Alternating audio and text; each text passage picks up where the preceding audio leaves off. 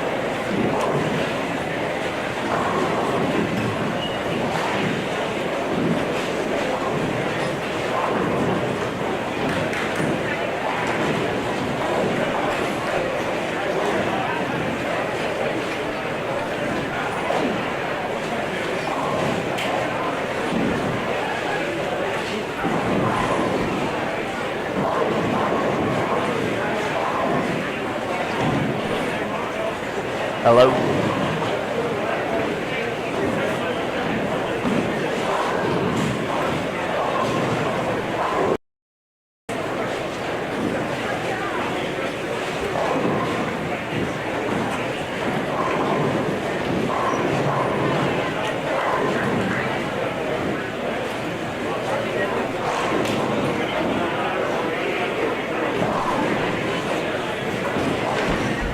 All right.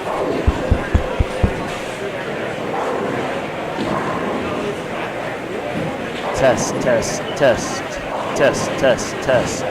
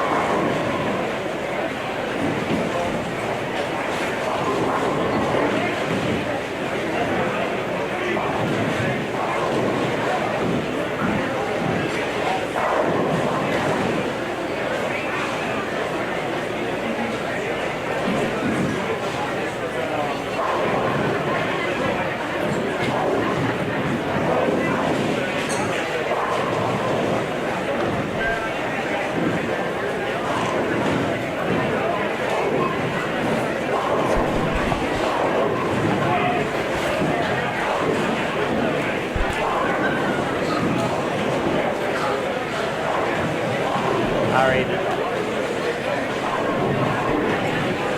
Yeah, that's what I was doing. Should show. So, like,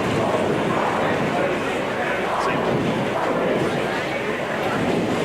just now, I just did it. How'd you do? They might have to go back to Facebook and look at the link. I reposted the link.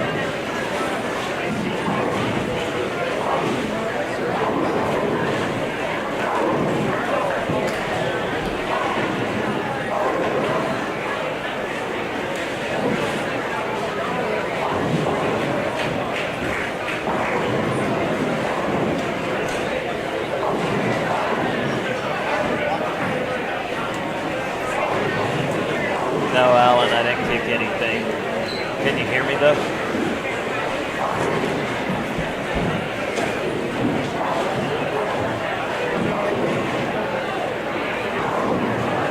All right, we are back. Bry Guy just jumped out of his chair with excitement. Yeah, I mean, how could I not? Not only that, yeah, he can kick Brian. No, so if we're kicking anything, we're kicking ball returns because we have a rule, at least here in this house, is if you kick a ball return, we go outside and kick your vehicle. That's for all 128 bowlers. That's not specific to any one bowler. Lucky me, there's only 5 people listening right now who can hear that. Chris has milk coming through his nose. Yeah, should have saved that one for later in the event, back when we had 167 viewers. I don't know. But I did get an answer on why the William Simonson aren't bowling together. We'll have that for you when we get back up, so that way we don't have to repeat it. But for what's going on right now, where do we want to go? After 14 frames, Simonson and Lucier are down 40 pins to Imhoff Butler. Okay. 2 lefties. Where do we want to go? Yes, it is because they both have titles, Alan, and that wasn't the rule last year, but it is the rule again this year. And top 40 in points. Let's go back down to camera 3. Chris is back on a stream. 8 spare, 4-bagger, 8 spare, 10 pin. Or is that that's 6? A 3. 3? 3 or 6. 3 or 6. He went through the nose. And Ryan is on a 279 max. Yeah. So see, that don't sound right. I know. No, it doesn't. But so on pace, he would. So I learned that. So to me, pace is. You'd say, all right, he's got double 9, triple. All right, he'll probably go 8 spare, 9 spare again, because that's the pace. So he's on 250 pace. He's on 279 max. Terry Taylor told me that the old school way was also pace would just be filling 20 every frame. So I get that too. Okay. And Terry is old school, so he is not a SASPA bowler. I don't know about old school because we can throw a couple darts in here and find some older schools. Right. And I mean, middle school maybe. Scott Stofko just spared something, and they were all happy about it. I'm assuming he's not sparing a lot. They were happy that his team was within 116 pins now. Yeah. So let's get down to, we got Barnsey are up 160. So let's get down We're to on 3 through 10 right now. 3 through 10? Yep. All right. Let me find out who's down. Well, what I wanted to see was the match of, I want to see how the Bernards were doing. Bernards versus Rash and Tyler. Camera 6, I think. Or is that 5? It is 6. Yes. Somebody's on a 5-bagger, and it's not Rick. It is not Rick. Rick went probably Greek Church, and then 8-10, 9 spare strike.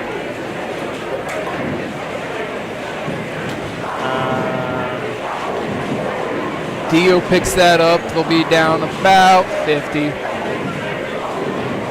I think that is Good Rash leading off, so it's going to be a Good Rash 5-bagger. And then just to the right of them, you can see Sean Lavery up on lane 21 with the wiggle. That's a loser.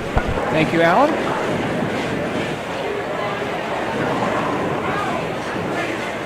And they also have a close match. It's 448 to 417, all things considered. So 30, 40 pin match there.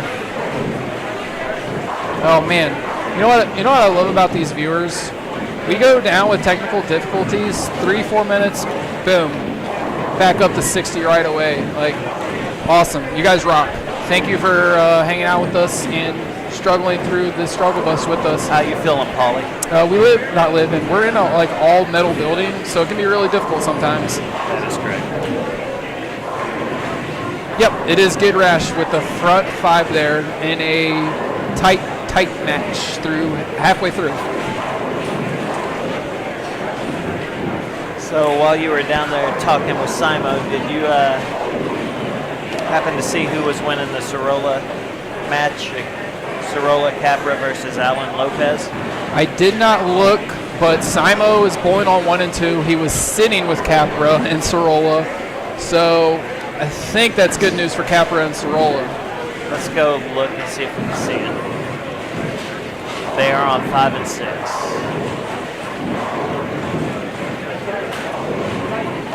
Can't tell if Parker just left a 5 pin or an 8.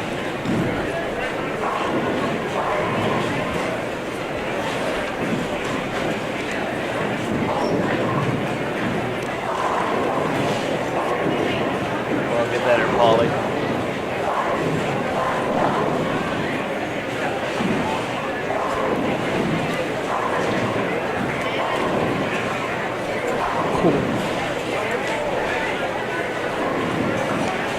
Alan, for Rick to get to 220 right now, he's going to have to throw a few more doubles up there with the double he's got. So they are currently down 40, and it looks like Neo just split.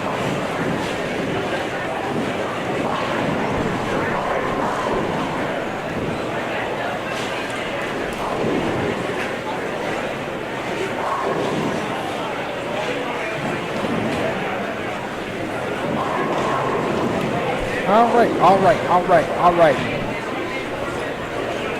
Man, it stinks that we have such a great match on 1 and 2, and it's literally our only blind spot.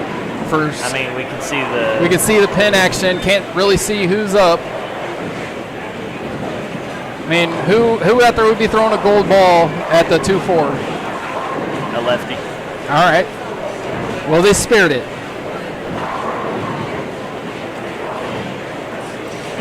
Placement of the cameras this weekend is to make sure we don't have a lot of camera movement come tomorrow, especially as we get down to the final 16 or so.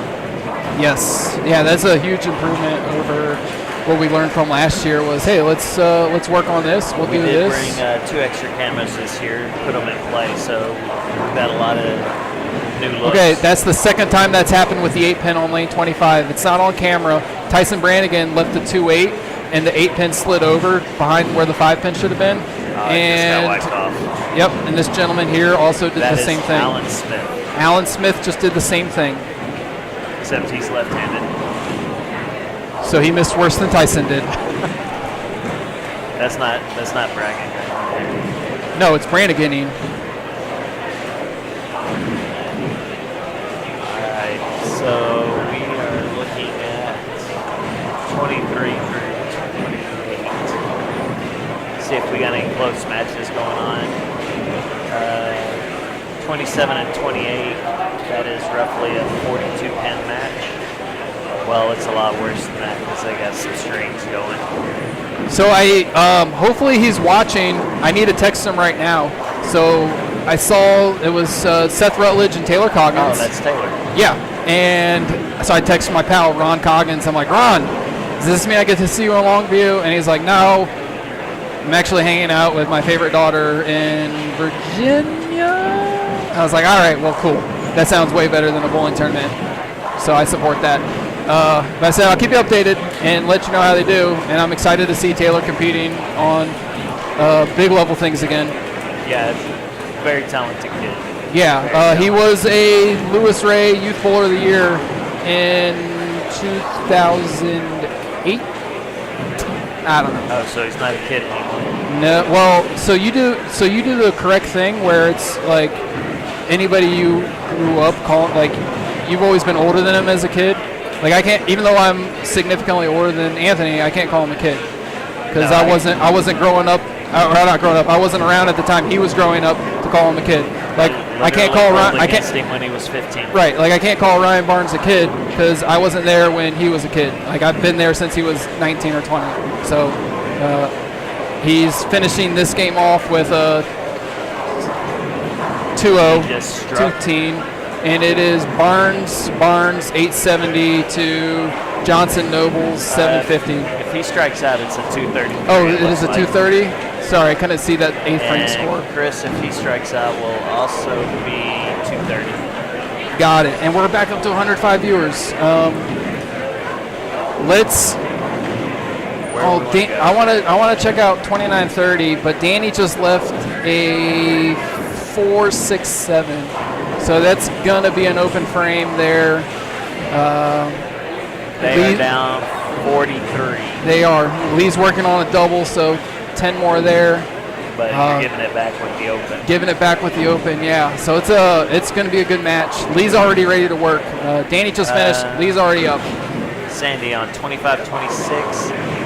10 back for Lee, putting the pressure on Ariago. Allen and his partner Palumbo are down roughly 43 at the moment. Get through the front 8, it looks like, and just split in the 9th. Yep, Gid also left the 467. Mason, why are you not out here bowling, bud?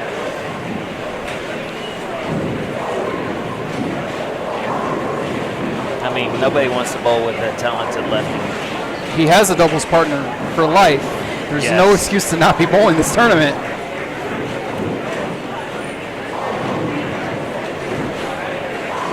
Other than there's other wife duties to do, then that makes sense. Oh, Alan Riley came down with the truth. See, Alan does it a little more truthfully than I do because he puts winky face. Like, I'm gonna let you off with a winky face. Yeah, he's like, oh, that sounded a little too serious, too truthful. Let me make it nice. And I can't say how great our viewers are because we're already back up to 115 viewers. That's awesome. If you guys can for us though, if you're on iPad, Surface, anything like that, and you can see the like button, go ahead and click it. If you're on the TV and it's not clickable, don't worry about it. We love you for watching it on the television. But if you're on a device where you can click like and you can't click subscribe, help us out because that keeps the equipment getting nicer. We got a new we got a new, not soundboard, what do you call that?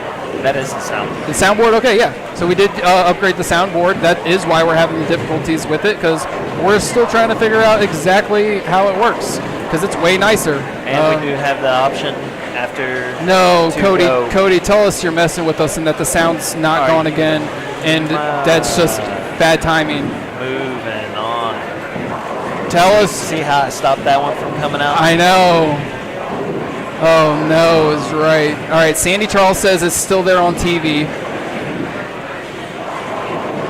So Alan Riley. We're still. Oh, good troll, man. Whew. Y'all almost got me. That was top level. Some R-rated, and R-rated stuff on it. Good stuff. Oh man. All right, so let me get back to scoring. Gid and his partner are gonna be up 50, 60 maybe. Yeah, assuming Dio can throw. All right, you hang out. I'm gonna go get some scores from the low end that we can't see on camera. You got it. All right, guys, we are gonna move on down. I'm gonna go check in on my old doubles partner, and apparently I'll still call him a best friend, RJ Clan and Marshall Morrison. See if we can tell if they're still up. Looks like they are up by. Looks like that's a 672 to a 750, so they've got control. Michael Holloman and his partner, they're in the 7s, but it looks like Stoney and Donald are trying to close that gap a little bit.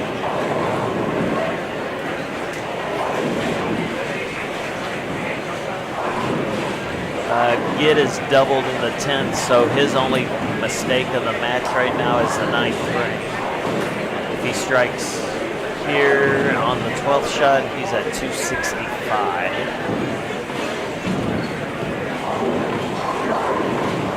How are Ryan and his partner doing? Let me find out where they're at, and I will get you some answers.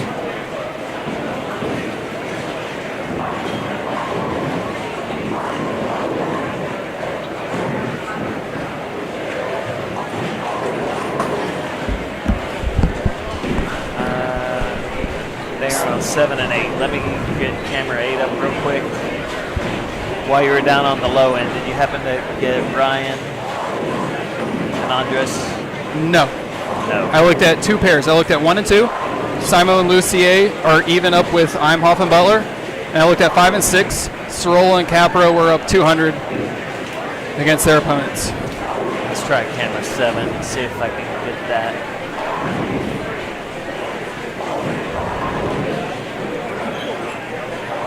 We got Trevor back.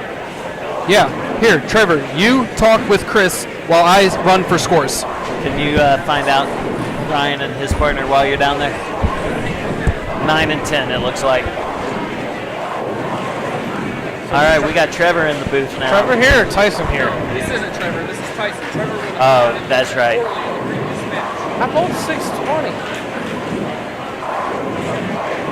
He's mean. I mean, 620 is not horrible. No, I mean, Justin Veach or that's like an alter ego. That guy's too much. So we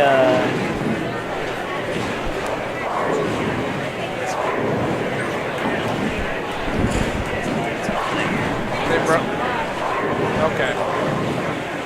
So Tyson just found out some of our sound difficulties we're having tonight. Oh, Paulie came out firing. All right, what's wrong with my mic? You need to tell me what's wrong with my mic so we can adjust my mic, Sandy. Kevin Green, holy fools. And Paul, you can't make that comment. You need less Tyson. We need more Paul. He's still battling the effects of COVID. You don't need more Paul right now. Did you mute me? Is this better, Sandy?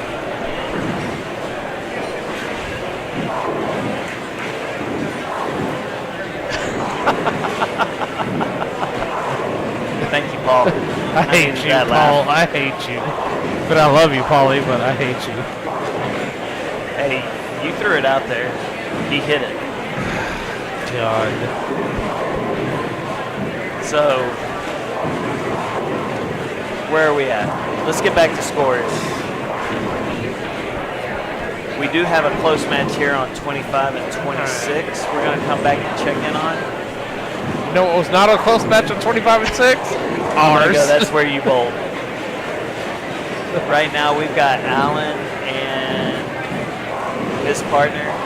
They are currently holding, they are currently down 16, it looks like, 15, going into the 10th. Both of them have strikes working and both of them have an open working, so this will come down to a who can bowl better in the 10th. I feel like the viewers didn't tune in to hear Collinsworth. I'm being Collinsworth right now. How do I be more Bry-Guy? That's what they're trying to get out of me. I need more alcohol, though. Well, I've had a lot. We know. I can hear. Hey, now, why don't we have a runner for that? He just went. You missed him. All right, let's play commentary. So what did you see out there, Tyson? You know, I saw way more oil than he's ever put out in this tournament. Way more oil, which I get why he does it. To try to negate urethane a little bit, try to keep him up. Like when we bowled last year, we got to about 8 o'clock Saturday evening. Like the front's hooked. And the only way, there's two ways to negate that. It's either put more oil out or oil them more often. Well, when we oil them more often, what happens? We delay the whole tournament. Yeah, everything Nobody slows wants down. that. Nobody wants that. The viewers don't want that because then they have to sit and wait. So what I saw is 5 out was definitely more oil. That had more wiggle to it for me, down on 19 and 20. I had to use 10 to 8 as my gutter. See, I don't believe we could do that. We just got beat. Try to kick Tyson and stop it, Polly. We just got beat because Justin Veach, if you viewers don't know who Justin Veach is, he's got one of the greatest voodoo rolls I've ever watched in bowling. He finished probably in the top 10 of the Proprietors Cup every single year it existed. He is amazing at using the first 15 feet of the lane and then allowing that to manipulate everything else. So what he did tonight against us... So you're saying that's how y'all lost? Well, they beat us by 100, so there's multiple reasons why we lost. They split less. They struck more. Big deal. There are lots of strikes going on right now. I knew it. Game one, I felt like we were lucky to be down 3. But then they got an advantage game 2 because they were able to string some strikes. Again, Justin Beach with that voodoo roll. He gets the ball to face up better. We just lost. But there's so much oil out there. Even when I tried to throw reactive at the end of round 1, there is so much oil. We did have some upsets if you did not know, Tyson.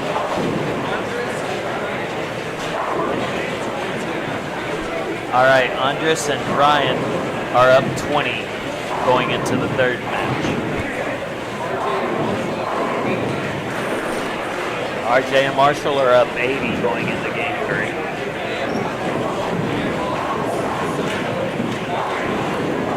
And 1 and 2 is now dead even going into game 3. Who's on 1 and 2? Simo and Ray versus Butler and iPod. So that when is you're an all amazing even match. going into the third game, I think that means whoever bowls better wins. Is that where we're at now? Well, in this tournament, whoever scores better wins. Scores better. I mean, you might bowl better. You might 8-pin. You might 9-pin. But if you score better. The Bernard Rash match. Rash and his partner are up 33-ish. But Rick's got a double, so call it in the teens. Yep. Scott Stofko left a 5-pin. I think we should all raise Everybody at home, get those hands up. Stofko will get those drinks flowing freely here soon because I'm going to go with a miss. So Alan wants to define voodoo roll. Man. I thought you were being how do I define? From Louisiana. That's why he called it a voodoo roll, no? No, I don't believe so. How do we define voodoo roll? There's some magic stuff about that roll. If it was sushi, though, it would be great. Yeah, I don't know about sushi. I don't like sushi, so whatever, I'm out. But voodoo roll. Alan wants to define voodoo roll in Alan Riley terms. Alan pretty much defined voodoo roll. You can't do it, Alan. For Linda out there, give you a heads up.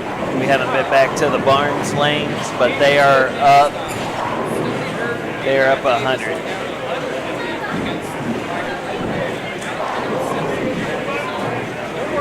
All right, Miranda, if you didn't hear Bry Guy, Stoney and Donald have closed that deficit down to 60 going into game 3.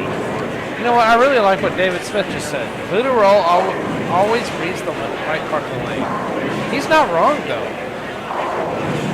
You can do things with the ball, manipulate the ball without hitting the ball, without tearing through it, and you get the ball to read parts of the lane that nobody else can read. E.J. Tackett, I believe E.J. Tackett has that type of thing. He can create things that no other human on Earth can do.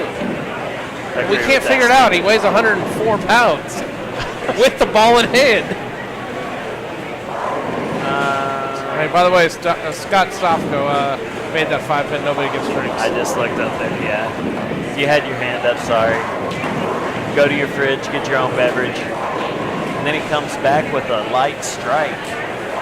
And he wants to shake his head. I think it's more at his beard than the shot, but whatever. I love that guy. He's a good dude.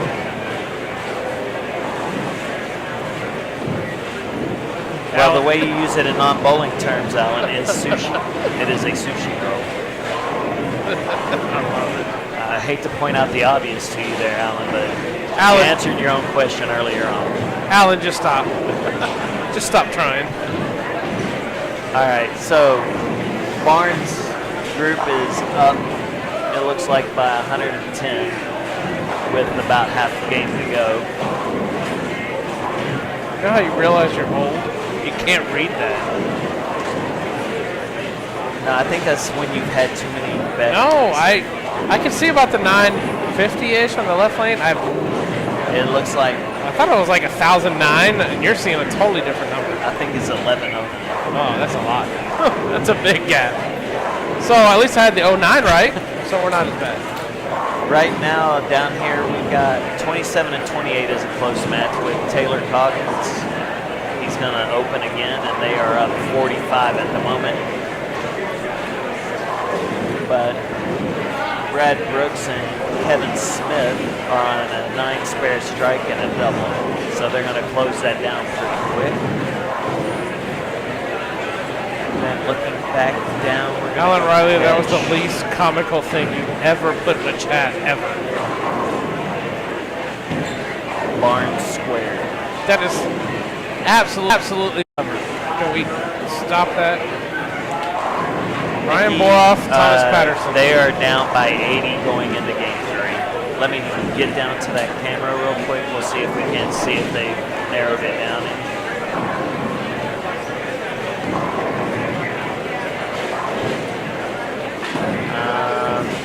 Well, with Marshall going open to start, but you don't got any strings up there. RJ's got a double. Alan Riley, I hate you.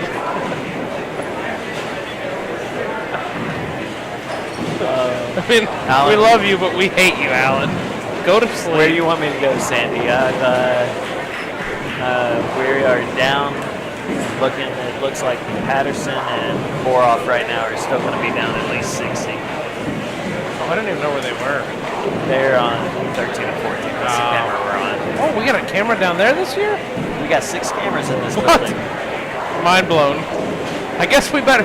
You know what? We even have we can even take one of these and start walking around with it if I want to. I guess my team, me and Jeffrey better win some matches so we get to utilize those cameras. Guys, out there, y'all need to pray, if you don't want to hear Tyson on this mic again, that they keep winning tomorrow. I'm pretty good on this mic. That's not what they're saying. 21-22. Nobody has said anything else in a while. Is there a camera in the bar? You don't want to watch that golden tee in the bar, Alan. All right, so down there we have Bowie and Sean Lavery are up 81, starting game 3. That was a very close match 6 frames ago. Which one? Bowie and Sean, yeah. And then it was suddenly not a close match. This one right in front of 23 us. and 24 is over. That's over. 25 and 6 is pretty good. Yeah, but Sandy wants to see some more stuff, so let's give her some more What does options. Sandy want to see? She just wanted it off there. I was keeping it there because of how close the What match she does. was. Sandy, what do you want to see? A live feed of Royce. He's in the bar. I tried to get y'all to tell him how much y'all wanted to hear him on the mic with me, and nobody said anything. Royce is in the bar. Royce is where I want to be. Oh, come on, Alan. She's going to drive up here and drive up to the PFW Metroplex. No, Kevin Green, we do not have 1 and 2. This is what you get to see. We can see 1 and 2, but score-wise, they were dead even going into game 3. So I think he's asking, what's this about a mobile camera?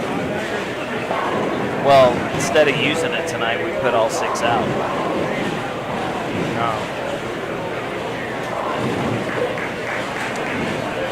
Can you explain the schedule? Matt, so the winners bowl, we had 32 teams bowl at roughly 8 o'clock. That was teams 1 through 32 in a draw. We had another 32 teams bowl at roughly 10 o'clock right now, what you're watching right now. All these teams, this is round 1 still. All the winning teams of those 2 rounds will bowl again here in about a half hour, 40 minutes. So that would be the winner's bracket. Everybody who loses at 8 o'clock and right now will come back in the morning. So that is Tyson. The 16, yes, I lost. You know what, I'm a loser. Wow, that sounds terrible. Whatever. Anyways. So we have everybody that lost at these first 2 rounds. These first 2 that you're watching, comes back at 9 o'clock. If you lose that round, you're out. If you win, you move on to bowl the losing teams from this next round this evening or early morning, as we're about to put it. Sandy makes it sound so much better.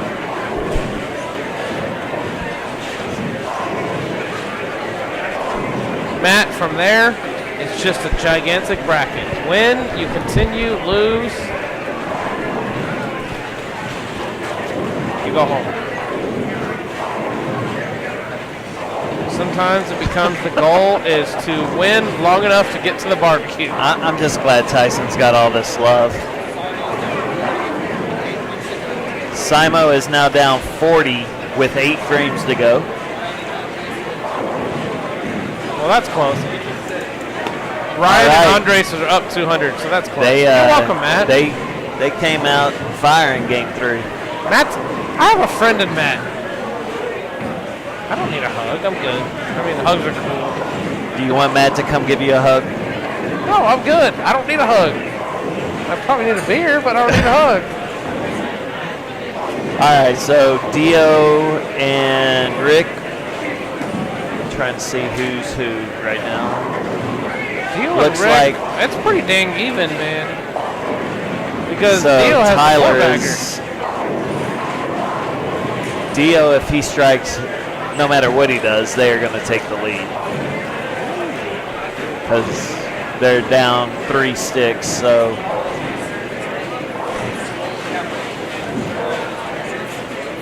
Ryan and Andres are up 60. Sorolla and Capra are up 200. That's from Bry Guy, who I don't think he needs to be the sideline reporter.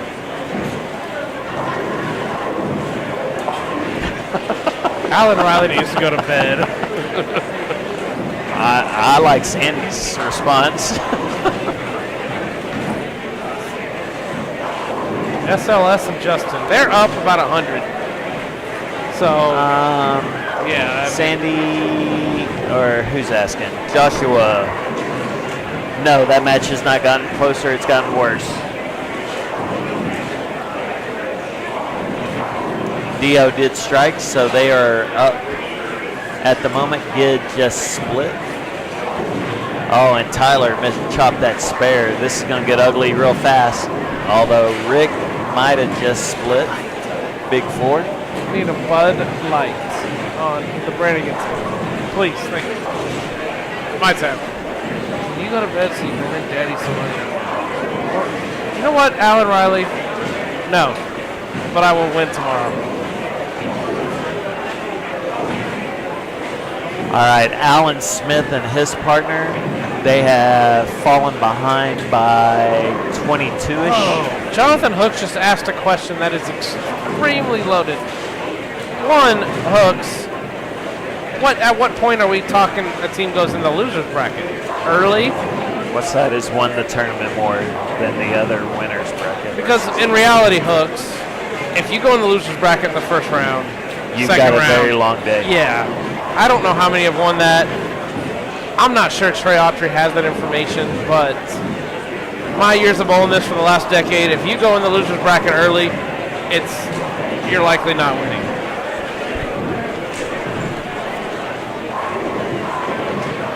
But Yes, you did hear that, Alan. Yes, Alan. Alan, if you show up, the tab is closed. Tyson is a professional at this, guys. So, I meant the drinking, not the commentating. No, I'm pretty good at that too. No, I don't have 5. I don't have 5 on it. All right, Dio's up on a 5-bagger. Oh yeah. And he just went through the nose. I'm actually curious with this hooks question. Currently, we have a 22-pin match between the Bernards and Gid and Tyler. Jonathan Hooks, I don't remember the last team that probably went in the loser's bracket maybe before Me and Zeno in midday Saturday. 07, That have. we went in like the 3rd round and finished 2nd. Man, that's a ton of bowling. It's a fantastic question, but I don't know of a team that won by doing that. If you lose tonight, you're trying to hold on long enough to cash. Essentially. Normally, by the time you get there, if the two teams know each other well enough, there's a little chop that's already happened because neither one wants to keep bowling. So I'm just going to kind of go through these recent winners. Whereas last year was Blake and them. They were undefeated the entire way. Yes. 2021, who won that one? I mean, 2020. I cannot read Williams that. and Simo, they were undefeated most of the way. 2019 was... Where's that banner at? They do not really have them in order, or at least not on the high end. And I cannot... 2019's the Miami Dolphin colors. I cannot read the Dolphin colors. And that has nothing to do with alcohol. That's just a poor color choice. I can't read it either. My guy, what does the Dolphin colors banner say? It says bullet my guy. Oh, the banner at 26. Don't ask Chad either. He's colorblind too. Oh, DeMore, is that 19 or 18? No? That's 19. Blake DeMore, Kendall Martin. 18 is your... What's that? You're welcome. I'm here for you, Chris.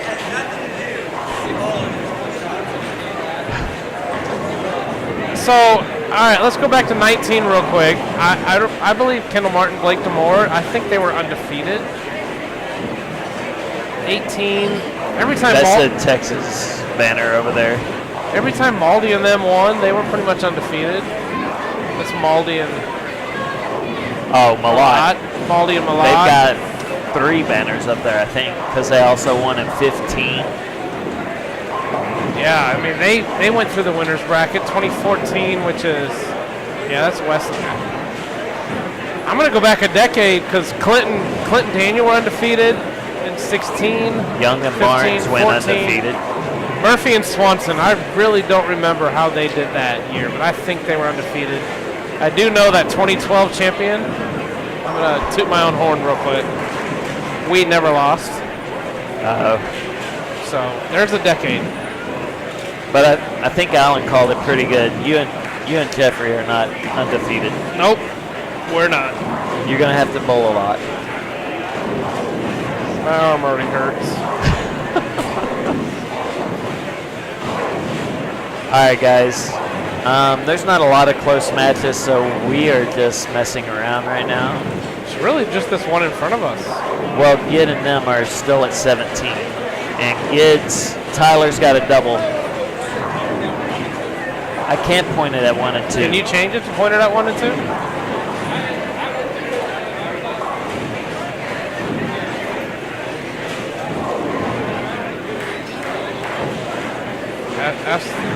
Ask the Chad. It's a 70-pin lead. Why do we want to watch that? 7. Oh, 7. Simo and them are losing by 70? Okay. Well, that's your guy. Right now, your wild card today is down by 70 on 1 and 2. Paul. So Shannon and her partner never lost. I don't like you right now. Gid just split in the 10th. I feel like, yeah. So they can be down 30, but they do have the double.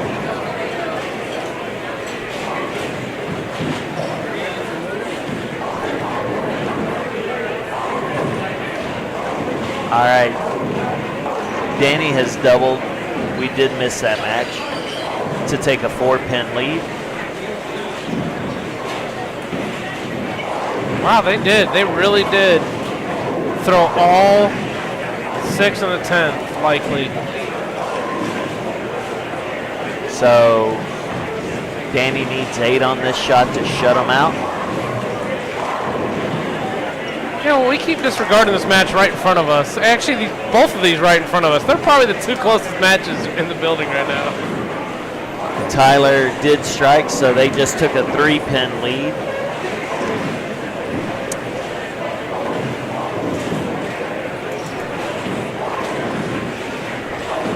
Actually, that got really close. You're right, Chris. Danny I didn't realize how close got that was. 9. That is a winner. So Dio we are Bernard waiting to see what needs- Dio does on his spare. He has gone through the nose, leaving He only left a 2-pin. the 2-pin. So he must spare it. Must spare and Must spare and get 6. Yeah, sorry. I was going to say 5. Gid assumes they have already lost, or he's just irritated because he just shot 260, 160. Tyler's shot is a strike.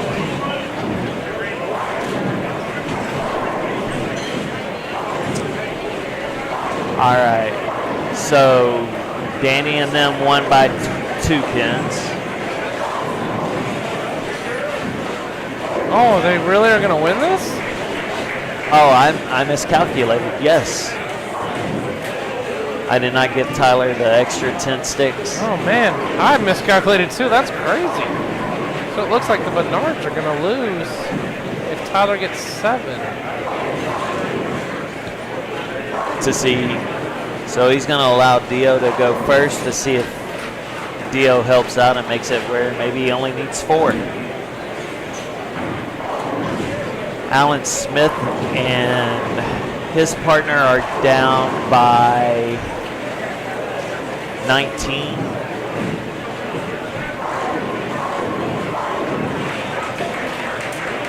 Taylor Coggins Dio and got Seth 8, have so taken a 50 Tyler pin Albrecht lead. only needs 5 to shut the match out.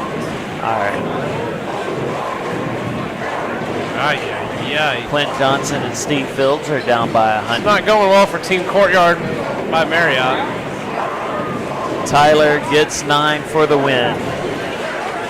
We are coming back down to camera. So just a We quick got 2 recap. close We got matches right Tyler here. Albrecht, Gidrash defeat the Bernards by 5. Go ahead and take it to camera 8 real quick.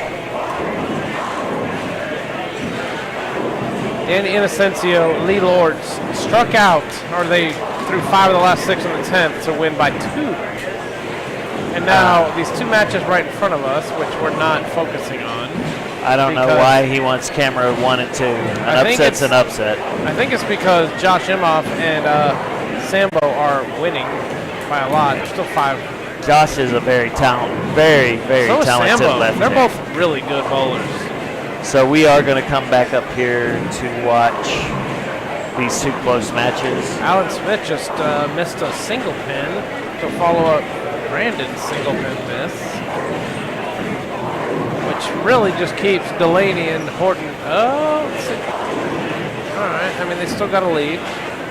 Still got the advantage with the spare here by They will be up 30, 46, 49. Seth Rutledge and Taylor Coggins. I think they had that one shut out if Kevin think so, didn't too. strike.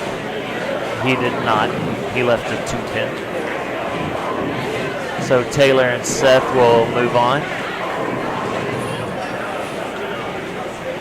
And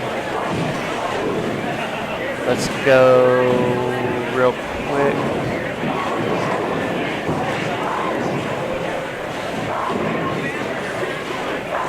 Alan Riley, you're a sneaky team that wins.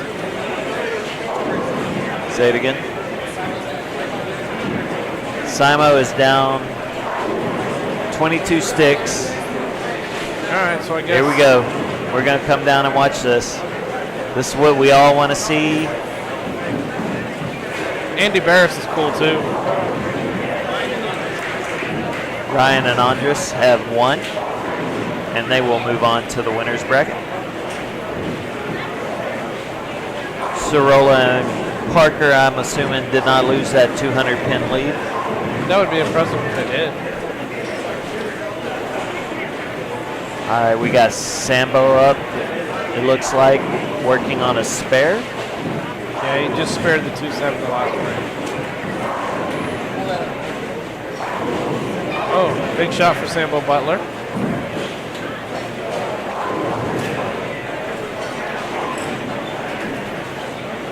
He's gonna try. We're gonna try to get live texting. Is this what we're gonna do now? Because that always works well. Yeah. All right, Sambo did strike. He did. Rambo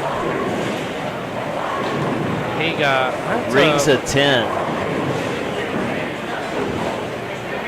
From this distance, was that a ring 10 or a flat 10? I don't even know. Bry Guy is calling it a flat 10. Flat 10. Josh Sander. You know what? Just for my own sake, because I lost to Veach and Dupree, I hope Veach and Dupree win, so I feel better. Well, because I bought Rogers and Ruiz. Well, now I hope Rogers. You know what? I'm so torn. Josh Imhoff leaves a what, a 3-pin? 3-pin. Yeah. I didn't even see the shot. It's not like him to throw it that bad. That is, I can't really see the scores that way. Not when you're at an angle. Rambo has spared. It looks like Simo's what, on a 3-bagger? Yes. So with a spare, they were down 25. I would assume this gets this to single digits if he strikes.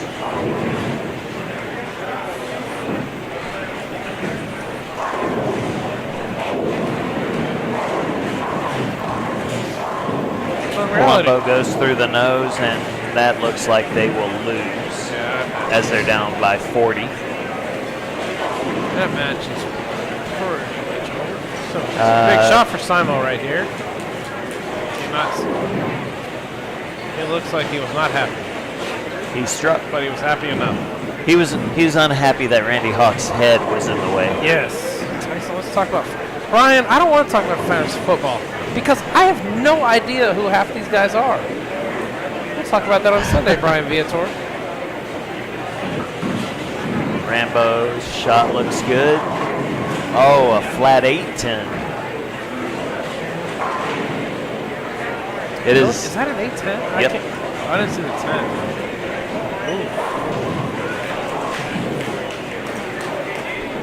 We've got Bry Guy down there to give us an update on the scores as soon as. Looks like they're in the 8th Josh Chappa sighting in the chat. Josh. Hi, buddy. It's good to see your name. Yeah, I don't see a close match anywhere.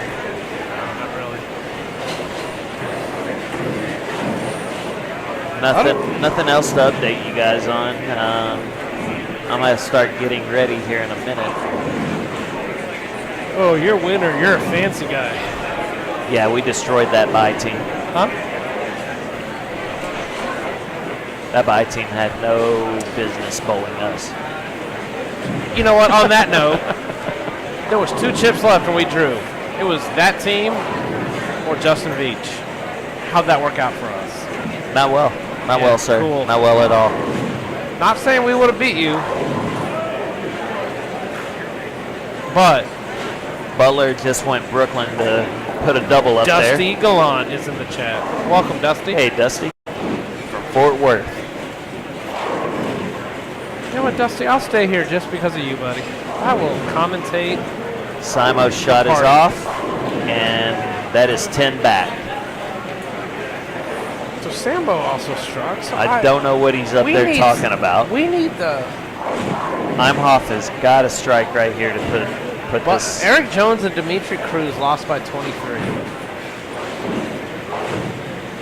That's going to be Simos, you know what? So Brian Roberts, our field reporter, said Simo said that's what a real strike looks like after Sambo yanks a Brooklyn. And then Imhoff goes up there and whiffs the head pin to the right. Simo being vocal.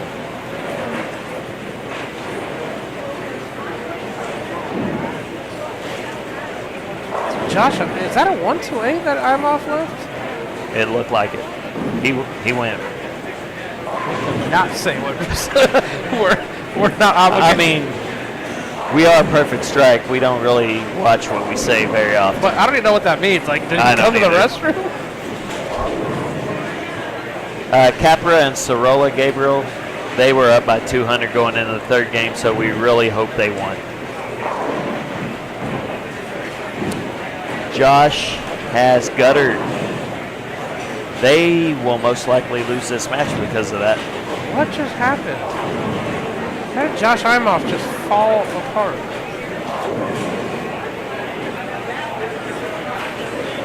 What? So astonished at what just happened. That is a really good bowler that Butler goes Brooklyn again. had one of the worst and leaves frames. a 2-pin. Who, Brian? Who? Our field It reporter. is a 29-pin match. We just don't know which way it's going. Our field reporter rocks. Simo is They're still down. 29. They can go what 90 in that 10th Did I frame. miss something? Has Rambo already struck? Yes, he did. Okay. 29, 50, 80. So that So it was 90 to 80 left. So now 90 to 60. So you know what? so we got a spare on a strike. Simo and them have the advantage Yes. now. They are in the lead due to the 5-bagger up there. Rambo, Randy Hawks move. Bry guy. All right, so it's hard to watch because Randy Hawks is standing in front of the camera, unfortunately. But so Ray has doubled. Did Sambo just throw it in the gutter on the film ball? No, he didn't. No, he's got 7. All right, so Ray doubled. So it looks like Simo, a strike pretty much has to shut it out, right? They won because of. I won't go that far, dude. Thanks, Marshall. Still love you, but we're not doing a great job. Just listen to the commentators. I mean, that is us. Listen to the. Yes, Hooks, I have. Josh just went. I'm going to call that match is down. That's over. Simo and them have won. Coming from behind. Joey, I did. Yes. I need that fantasy cheat sheet bad. Still don't know who half these guys are. All right, with that strike, Simo has moved on. We are going to take a small break, and I'm going to go get ready.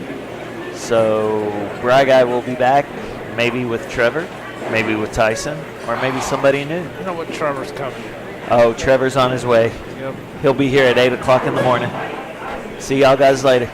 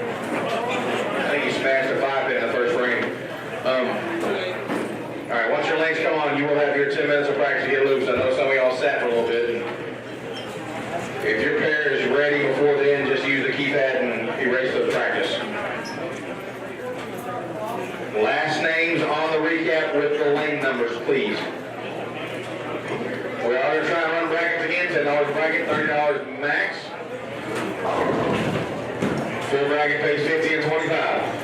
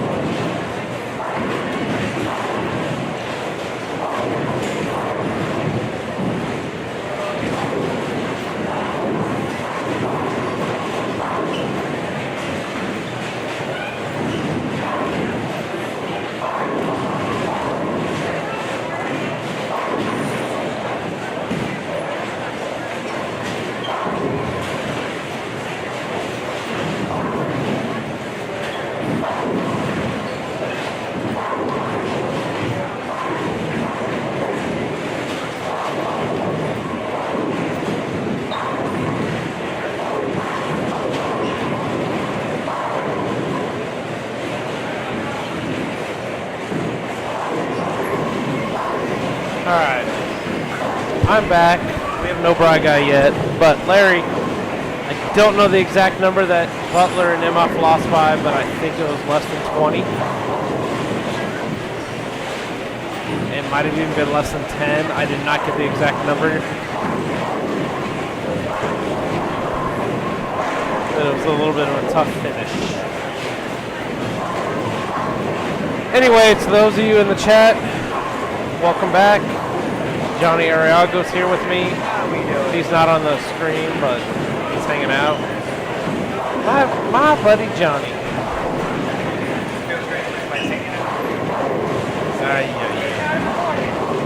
See you at 9 in the morning. We'll probably go 0-2. Stop it.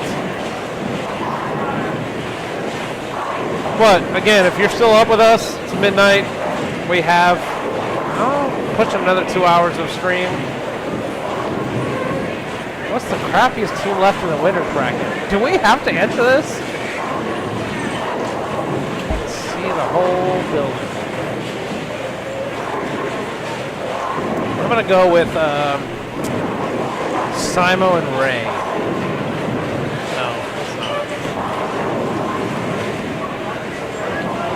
Alan, that's way too early to ask that question. No, Sandy, that's fine. I'm fine with that question.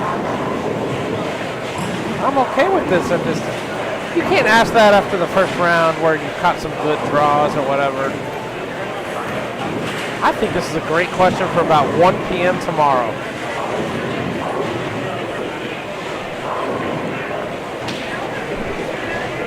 We do not know who some of these teams drew in round one.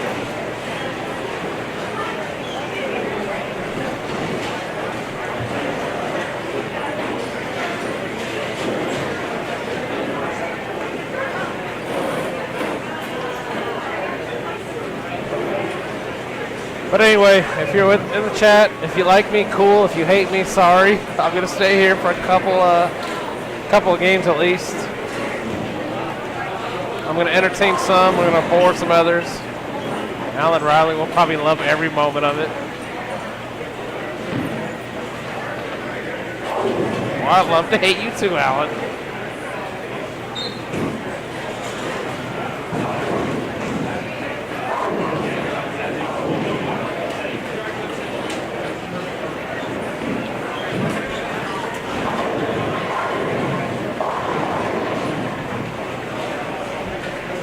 Sandy, that means you still love me.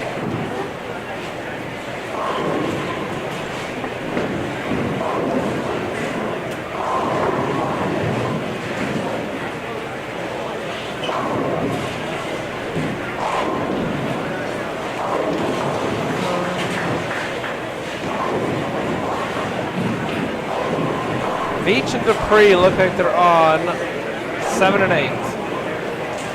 We will get the cameras down there when we can.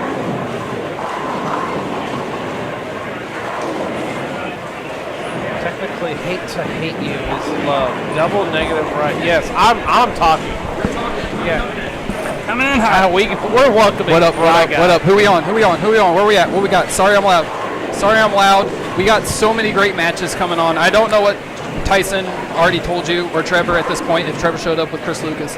But on 1 and 2, we got Barnes and Barnes versus Team Firemen, Danny and Sensio and Lee Lortz.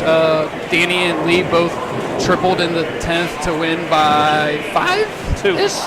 Yeah. 2? Okay, so single pin scores. Stu Williams, Anthony Lavery, and they're taking on... Slow down. I can't slow down, but I need to. We need you to slow down. Scotty Pope. You know what? Hang on. We're going to stop this. We have a question. I'm not sure how to answer this question. I don't think it's the right time to answer it yet. Alan, what is the crappiest team left in the winner's bracket? Alan, it's been one match, so you want to ask this question? No, that's fair. We're gonna answer this question. The worst team left. Scott Dodson. Yeah, Scott Dodson can take the heat. We love Scott Dodson. Scott can take the heat. He's still here. Doesn't matter answer. Yeah, Scott Dodson, because I have 1/3 of his Calcutta, so that is firmly my answer. There you go. Rutledge and Coggins versus Hart and Delaney on 5-6. Scott Dodson. Dupree Veach versus Rogers Ruiz on 7-8. Bowie SLS versus Devo Petrin on 9-10. Kelly Ray versus Royce Rusher. Kelly Ray and Royce Rusher versus Robarge and Demore on 19-20. And Lucier Simo versus Barris Hawks on 29-30. Where's Scott Dodson? We're going to be all over the place this match, this round. This is the winner's round. It's our last round for the night. After this, we're taking a break until 9 a.m. when the losers start. So that means 9 a.m. Trevor will no longer be here because he'll be bowling all day. And the good news is you can either do one of two things. You can start drinking at 7 a.m.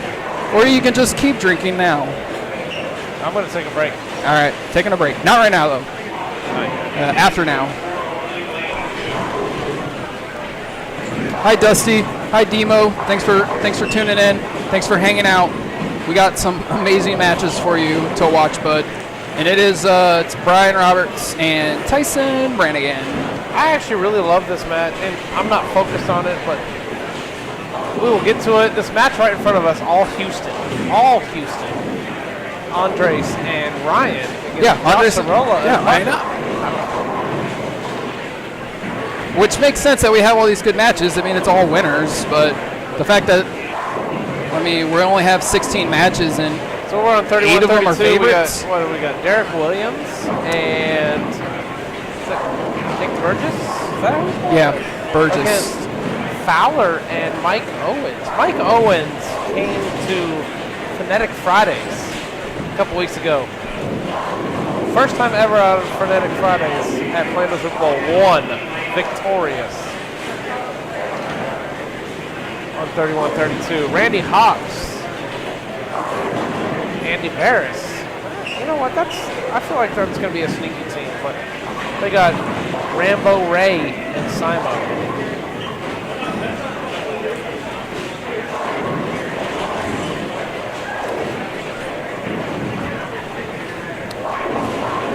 Yeah. So you just tell me what you want. Let's go right in front of us. Right in front of us for now. Right in front of us for now. There we go. All right, so right in front of us is a match of Houston. To the left of them, we got Marty Bedford and, forgive me, I don't know his partner, against the Godettes.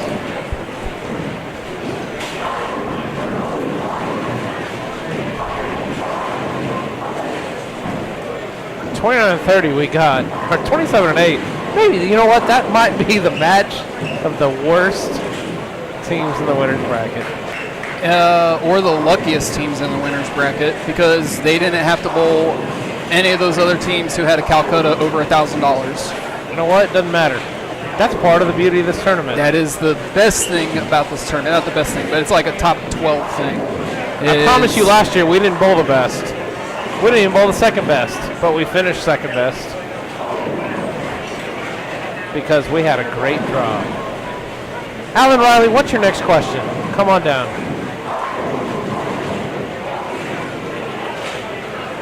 Since you are full of radiating questions, Alan Riley. I'm getting over to Barnes versus Team Fireman. And yeah, this is our premier setup. We're gonna live here for most of this match. Is there a way to mute Alan Riley? There is, but we would never. What are your measurements? Don't worry about it, Alan. Can we get a real bowling-related question, Alan Riley? Yeah, we're gonna live on 1 through 4 for this event, and it's so unfortunate. Like, then you talk about the draw. How unfortunate are we at Perfect Strike that out of 332, 316-man matches, whatever. Anyways, the two best matches have been on 1 and 2, 3 and 4 so far. That's all right. The more likes and subscribers we get, the more cameras we can buy to cover every single pair. So I do have a question, and maybe you can step away from the mic for a second to fix this camera. But can we get the camera on 4 to see the 10 pin? I think we could. but I don't think it matters. I believe we see too much wall. I think it's a thing where the angle is so far out because the camera is so far back that it would be. I mean, you can ask Chad. So I don't touch the cameras. Only Chris and Chad touch the cameras. Chris is currently bowling. And we lost Chad. Yeah, so Chris is currently bowling, and we have lost Chad. But if Chad Glines comes back, he can fix it. Well, anyways, yes. Dirty oilies. Scotty and Trey started on the strike train. Scotty left a 10-pin, and then unfortunately proceeded to miss it. Alan, I am not telling you what hotel I'm staying at. It's not bowling related. Longview North Courtyard. Yes. Ah, dang it. Marriott, something like that. Just walk around. You'll hear Butch and Donahue and Clint, and then follow their voices. I'm staying at the Sands of Street. I do. So shout out. I don't want to get this wrong, but I think we've seen all 64 teams so far. The only ones matching are Barnes and Barnes. I'm pretty sure on that. Ooh, that's a great question. You know what? I thought there was another one. We're going to find this. No. I mean, I'll lose another friendly 5, but I'm pretty sure Barnes and Barnes are the only matches. There's a 5, and they might have lost and left. Well, you better hope they match again in the morning. Well, I can't make the bet.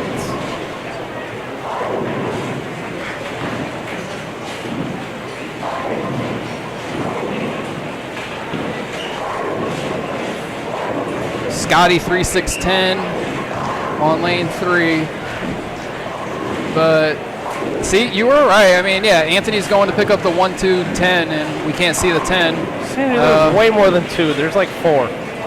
But he left the 2, so we know he didn't get it. Oh, wait. Camera's not on. There were 2 guys in matching red jerseys. Well, colorblind me doesn't know what red is, so I'm going to have to take your word for it. Well, just because I cannot prove you wrong. No, it doesn't mean. Yeah, no, I get it. Like, I have to say you're right. It's like Schrodinger's cat, but for jerseys. I really want to say somebody else showed up in the same shirts. I mean, I'll match my shoes to my shirt. Yeah, I just wanted to see if he was going to pick that up, and he didn't. He got the big 6, 4-4. 4-4 pays 5.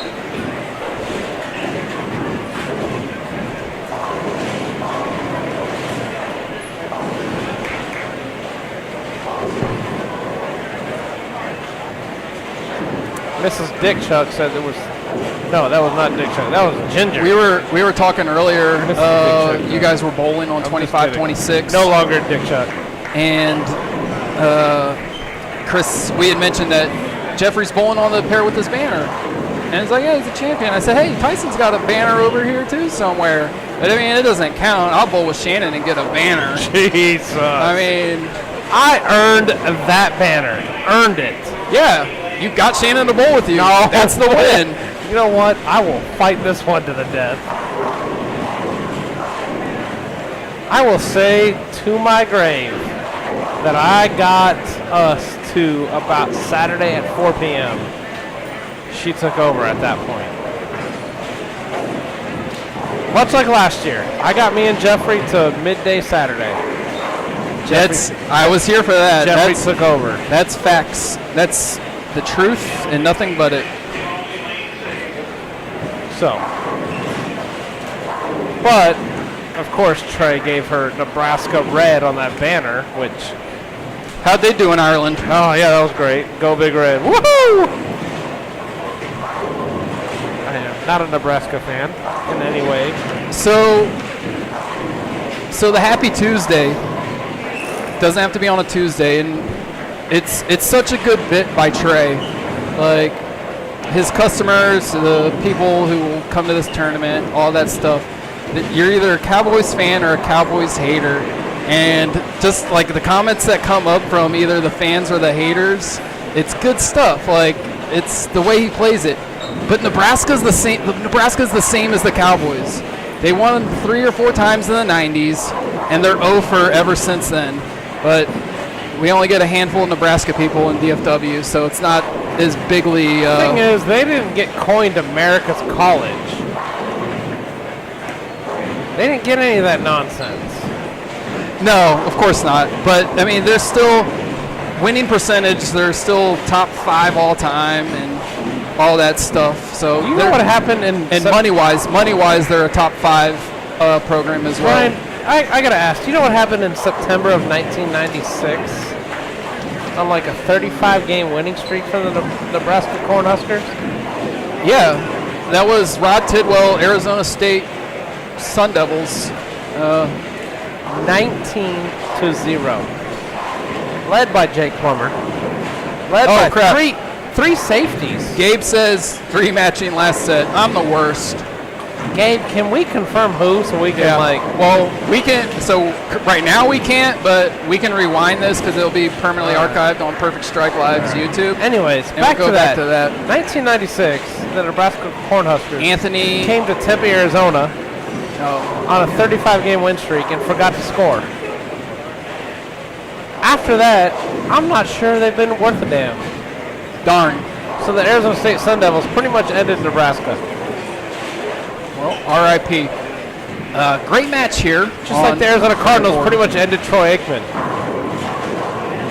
Probably. Alan, that was absolutely my Super Bowl. I don't know.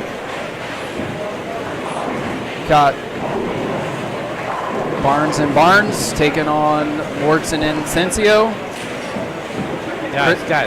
Chris strikes here. It's a 14-pin match. Anthony Simonson walked by and said hi. I mean, that was my Super Bowl.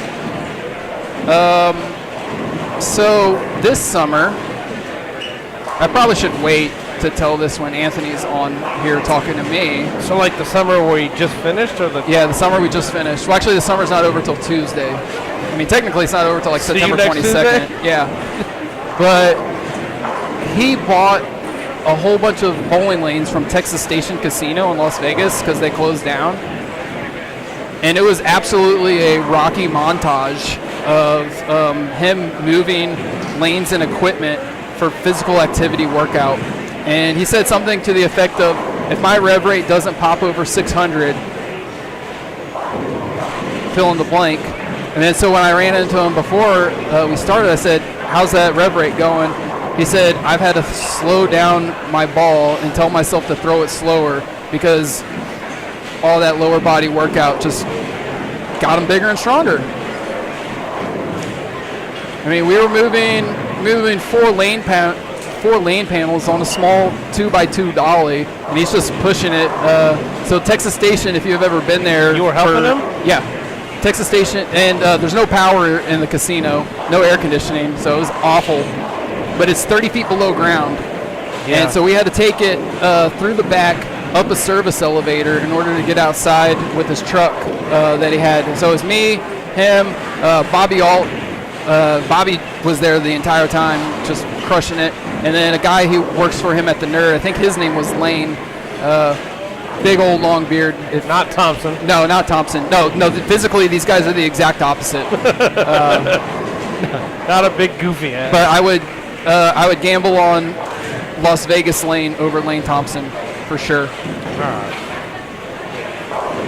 So yeah. Anyways, and then there was another group that bought the pin setters, and they come in and they just carve out a hole in the wall to not have to move it 200 more feet every time. And it's like, why didn't we think of that? They're demolishing this place anyway. So they were going to demolish that place with everything inside otherwise?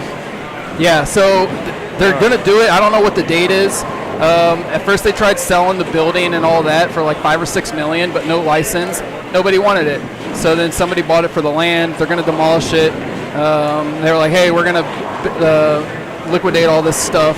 So he got in some bids, won whatever he won, and then we cleared it out. Wow. But yeah, the people who bought I think it's a 60 or 64 lane house, all brand new GSXs. I know. Yeah, and so it's like, oh my goodness. By the way, that building is the home of my greatest triumph in bowling. Probably nobody gives a damn. Champion of the world. I'm going to say it anyways. I love that building. I have a soft spot for that building. Well, that building's no longer dead. is worth a damn. Yeah, the building's gonna die. And nobody has in the next commented. year. Like Alan, we need some like. No, I just just checked the views to make sure we didn't lose viewers about the Oh Fig yeah, Jam. Alan, that's But we're damn, doing good. You damn right, Alan. That's a fig jam. All right, so what do we got here? Scotty Pope. We got 260 to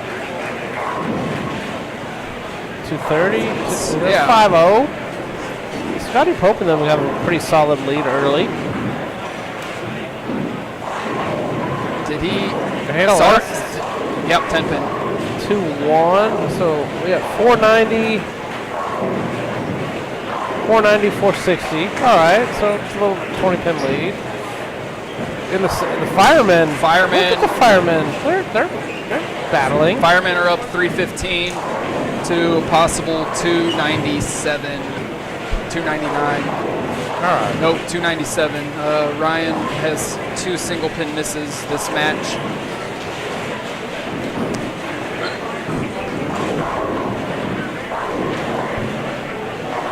What do you think about the lane play from what you saw to what you're seeing now? Me? Yeah, you. What from the because you bowled the first set. So there's so much oil out there that they haven't changed a lot. Urethane still is in play. It looks like reactive balls are in play a little bit more, but you can't just pick reactive ball and say, okay, there's oil, I'm going to use it. You still have to get the ball going in the right direction early enough, or good luck. All right, so we are going to leave this with Sledge and Pope in the lead and Team Fireman in the lead.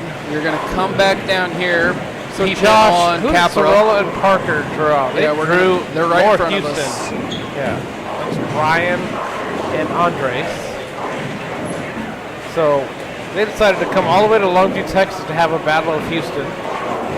And it is Andres and Ryan, 369, 379 to Sorolla Capra's 303.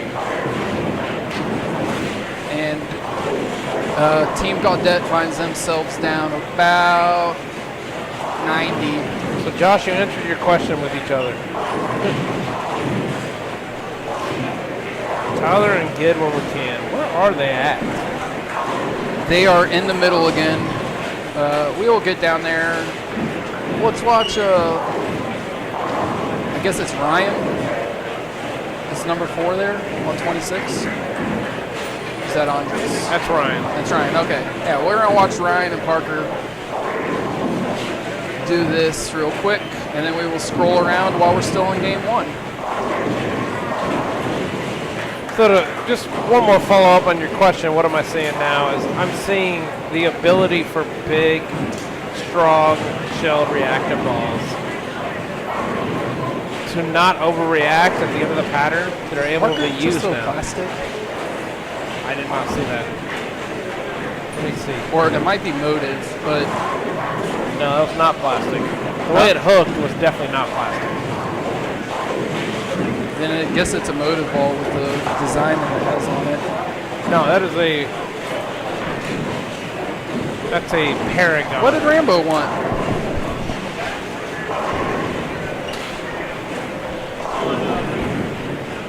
All right, Rambo stopping by to say hello, get the channel name.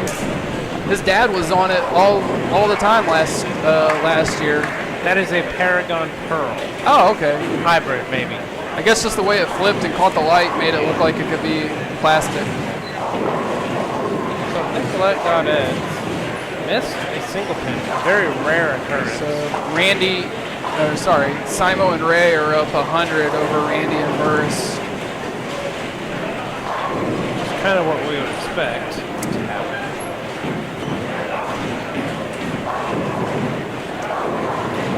So in front of us, we got Marty and Randy are up about 100 on the Gaudettes.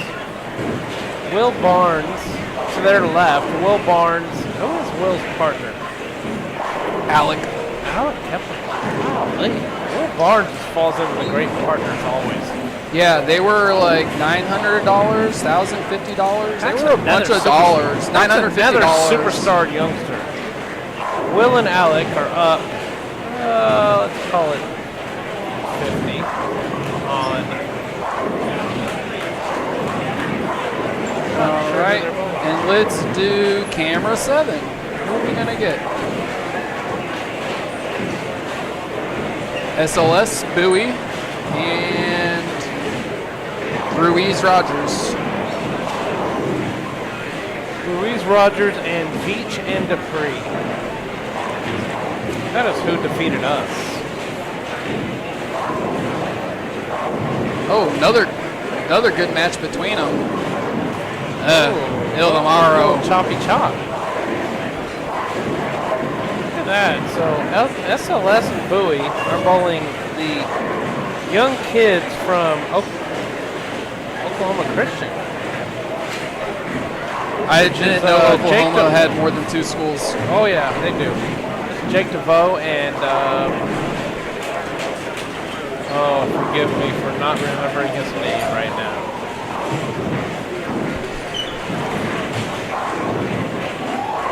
Excellent shot there by Sean. Striking out for a 237. Although Jake just decided, not 3 9 10. No, I'm not gonna spare.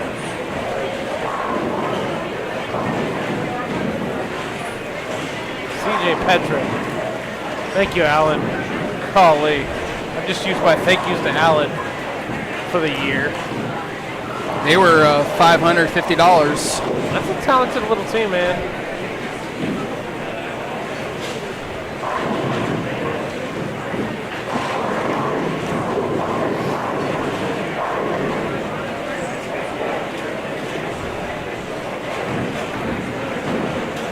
All right. 3 great shots by Sean there. Yeah, so I was going to talk about it with Simo when I got him on here, but that guy is a Korean barbecue monster. It's unreal. The owner comes out and greets him, and she doesn't even greet him because he's 10 title winner, 2 majors, U.S. Open current champion Anthony Simonson. She greets him because he's the #1 customer who's there 4 nights a week. He texts her, hey, can I get a table? Hey, can you open early? Hey, will you stay late for me? And it's always just, yes, whatever you want, baby. It's amazing. What a life. This little pesky kid has grown into that. And yes, Alan, it hurts. I'm done saying thank you to you for anything. Maxed out my year. Want to watch Bowie throw this one before we try to pick up Gideon Tyler.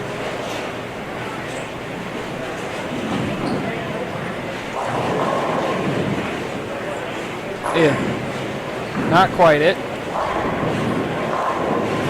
All right, there we go. We got Gid and Tyler on the left side of your screen there.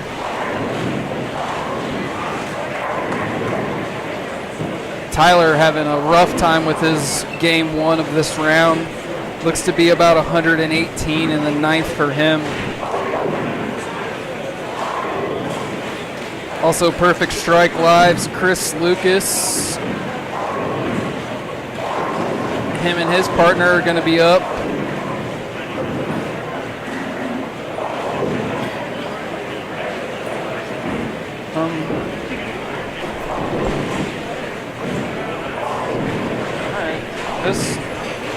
Larry, I'm not sure what you're referring to as far as cut comments. Yeah. This is not one of your channels that cuts comments. Yeah, this is not unless it's super profane or overly antagonistic. Chad and Chris let us kind of just do what we want, and we know the boundaries and lines. Yeah. So, not sure what you're seeing, but I hope you're having a good time where you're having a good time at, and you're enjoying watching the bowling. And it is, yeah, exactly. They would have cut Alan out already. Yeah. So, Chris, believe me, Chris First thing I would do is cut Alan Riley off. 422. All right, Chris. 2 more games and they got it going. Okay, that was Tyler had 118 in the 8th, so spare there. He's going to finish with 157. Still 390. Yeah. 390 to a possible 420. 415. Yeah. It's not so bad. 420 or 425. Yeah. Circled that one real well. Gets the 10 to fall. Frank's my favorite. I can't believe Frank won their first round match. Frank DeGeorge. Yeah.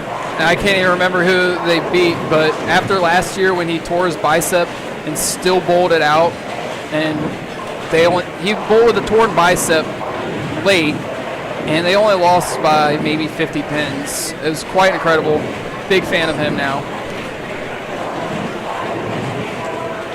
And we're going to get back down to 1 and 2, 3 and 4.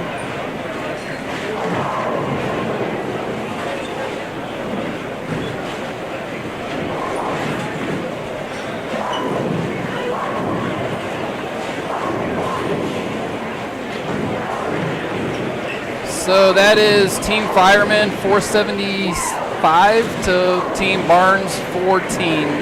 So a 60-pin lead for the Firemen after 11 of 30 frames.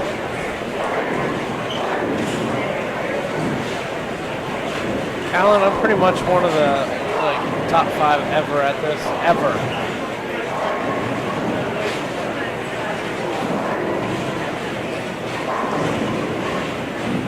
Oh, I understand why the comments are coming in now about that. I get it. If anybody did change or delete comments, wasn't me or Tyson or Chris Lucas. Also, if you're scrolling back, you can only scroll back so far. But once again, I understand why the comments are coming in, such as now, is that Simo needs to grow up. I get it. I don't know. I mean, the only thing I saw was Sambo threw a Brooklyn and Simo struck, and he said that's what a real strike looks like. I see no issue in that. Simo he has a lot of skins on the wall, so he wants to make those comments. Yeah, I'm with you there. Can he maybe? I don't mean to interrupt you, but he maybe not say them? I hope. Sure, maybe he doesn't.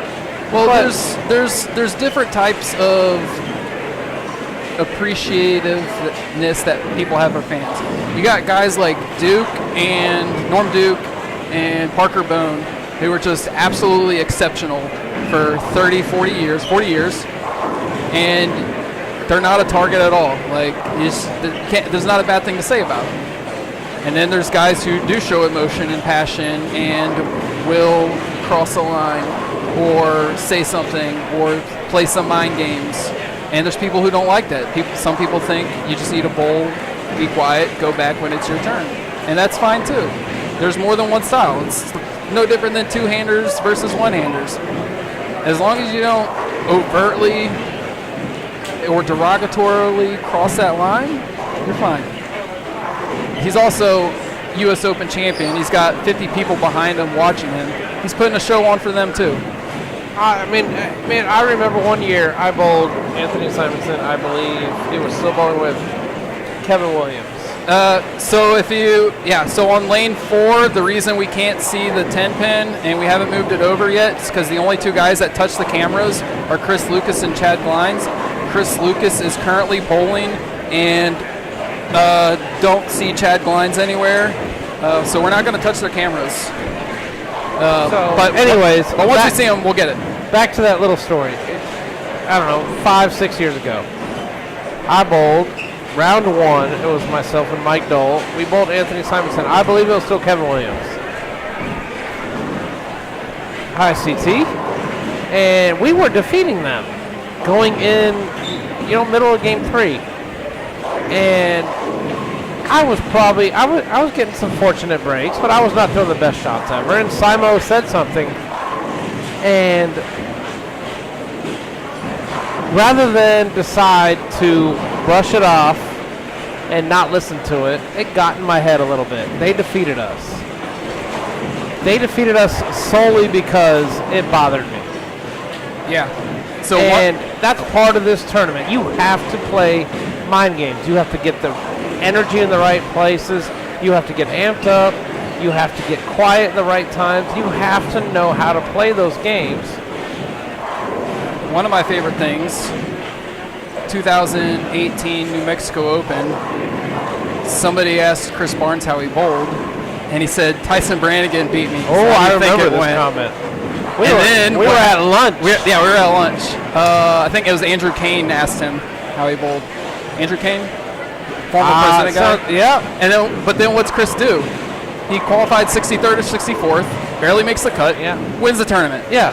So, yes, Brian was right. He made a comment. He was doing it to jab and to joke, and Tyson beat me. How the hell do you think it went?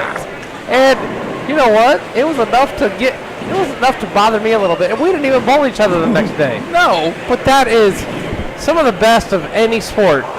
And we don't see it. Tiger does it on TV, or does it at a golf tournament, whatever. We might not see it. That doesn't mean they don't do it. The best there is good at playing the game and good at playing the mind trick. Chad Glines coming through. That's part of Emily. Emily Heinz found Chad to go get. Awesome. Thank you, Emily. Emily Heinz coming in. Emily's also the one working the fantastic handwriting on the board that Chris is posting pictures of. So. You know what? Alan's not wrong.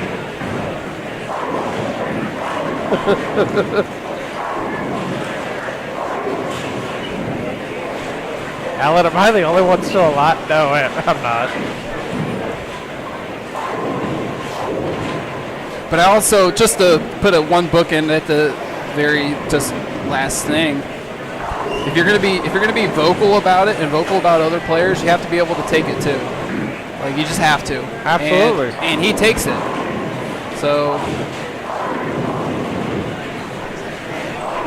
No, you're fine, Chad. Thank you, sir. They all say thank you.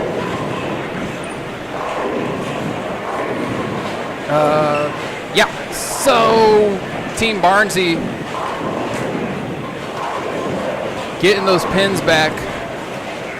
Oh, Ryan Barnes. Giving those pins not back. Very yeah. happy. 710 is not last week's ideal Ironman there. champ. Not very happy with that. I mean, he'll be all right. He's been bowling. He's been bowling competitively for 2.5 years. He's won the Ironman. He gets to bowl with, one of the greatest to ever throw a bowling ball. Top 20 all-time titles. I mean, that's his dad, but whatever. Yeah, get your one. Whatever. Let Dad go get you a strike. Hey, Alan. You got 15 frames left, young guy. You'll be all right. Hey, Alan. Wow, Ryan just about left the Lily. Alan, did you leave the Lily in the last 6 months? We got to know this. I call BS. So one thing I do love about the stream, and we track the numbers, when we stay away from, like, I like the lane talk. I'll always ask the guys that I have on about the lanes and how it's playing. But when we actually have fun and talk about stuff outside of bowling, or mix like the bowling stories or somehow football into it, our viewership goes up. And it's 12:45 in the morning, where we just hit 150 concurrent viewers after multiple problems with the stream going down. So this is great. So we didn't even have a 10-pin showing, and we have 150 people watching. Look at that. Country Club bounce, Country Club carry. Alan Riley claims he left the 4.5710. So in Las Vegas, Nevada, the city that never sleeps, we're on the... That's New York, but yeah. Okay, whatever. Like colloquially speaking, that's New York City. My bad. Whatever. Yeah, Las Vegas is the city of meadows. We're at South Point Blowing Plaza. Blowing. I said that, but whatever. Hey guys, don't worry. I'm pretty sure I'm driving Tyson to the hotel. So we're at the Open Championship. So Alan Riley was bowling the team event. 8th frame, maybe? Is that another split for Ryan? Who's that in the way? Is that Scotty in the way? Scotty, get out of the way. No, it's not. It's a 10-pin. He's got a bowl. But anyways, Alan, here we go. See, he knows about the 8th frame. Threw a great bowling shot. He knocked down 7 pins. He left the 4-5, or no, the 4-7-10. So he thought. What was reality is Alan left the 5-7-10, and it moved over. Alan, what was your game in that first game of the team event? 10th frame. 10th frame. My bad.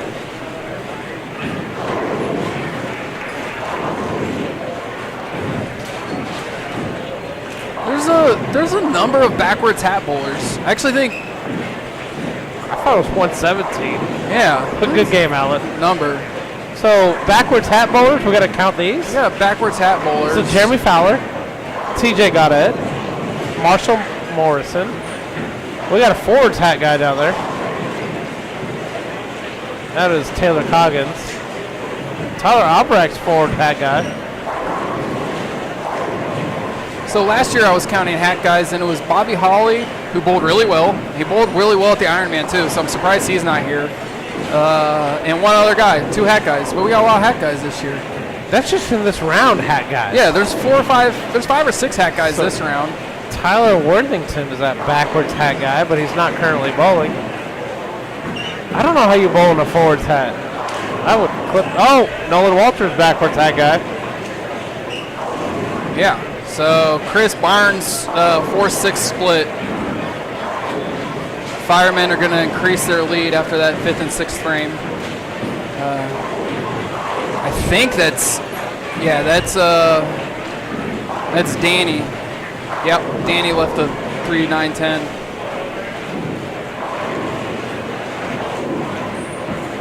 Can't get the 9 out.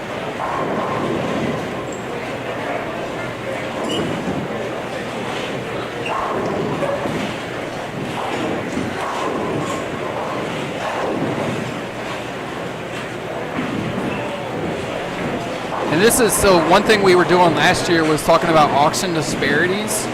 And there's a pretty big one here on 1 and 2. So, I mean, last game was huge with Simo and Ray versus Imhoff and Butler. But camera. On 1 and 2, that's about a $1,500 disparity, which is going to be huge for the tournament. I don't have the final payout numbers on that yet, but I will get them tomorrow morning to start Josh the show. Villarreal, we're going to bring the camera this because this is actually a great match. So, score-wise, we got 43 pins, but right now, Sorolla and Capra both working on spare 3-baggers. Which really brings this match down to about 20 pins. Alan wants a pick for the brackets. Ask Emily to assist with that next time she passes by. I think Emily quit. Can you ask Emily to take a picture of the bracket and post it under the comments that Chris has already tagged her in? She'll know what you're talking about. On Facebook. I got it. Oh, never mind. Trevor's got it. Yeah, Trey Sledge is still slinging them. Trey Sledge has the front 7. Front 11 will get him hopefully around 290. Front 11 gutter is a tie. But if anybody wants a piece of that money, they're going to have an 11 bagger at some point. Trey, who was that who gave that money? Was it just anonymous or was it a sponsor? Okay. Okay. Gotcha. All right. Yeah. So Trey said that $1,000 high game pot is from a league bowler in Texarkana who supports the butterfly sale, and that's all that information that we're getting about that. So that's okay. Thank that guy for throwing in $1,000 to the high game. Trey Sledge needs 4-bagger and 1 to take the lead.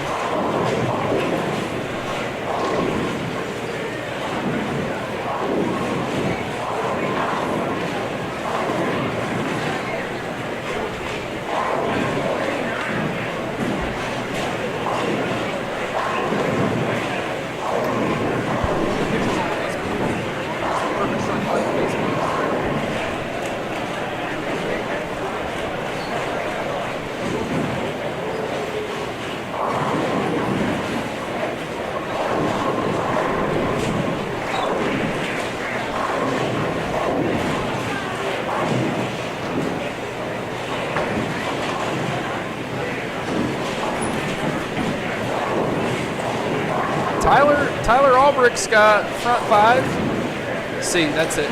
Yep. So bracket is going to be on Perfect Strike Live's Facebook. Tyson just added the current picture to it.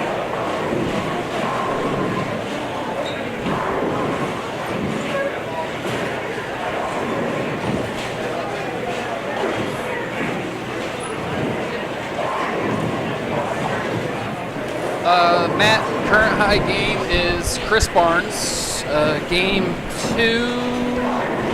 No, game 1. No, I'm out of control. Sorry. Current high game is Anthony Lavery Spar. Anthony Lavery Spar had a 290 on 31-32. Game 1 of second half of the first round, Chris Barnes went spare 9-bagger, gutter spare for 270. He had a great chance to tie his former global partner, but he did not. I think 270 is good for second. Yeah, which gets nothing. Yeah, which, I mean, it got them around Johnson and Noble. Cool.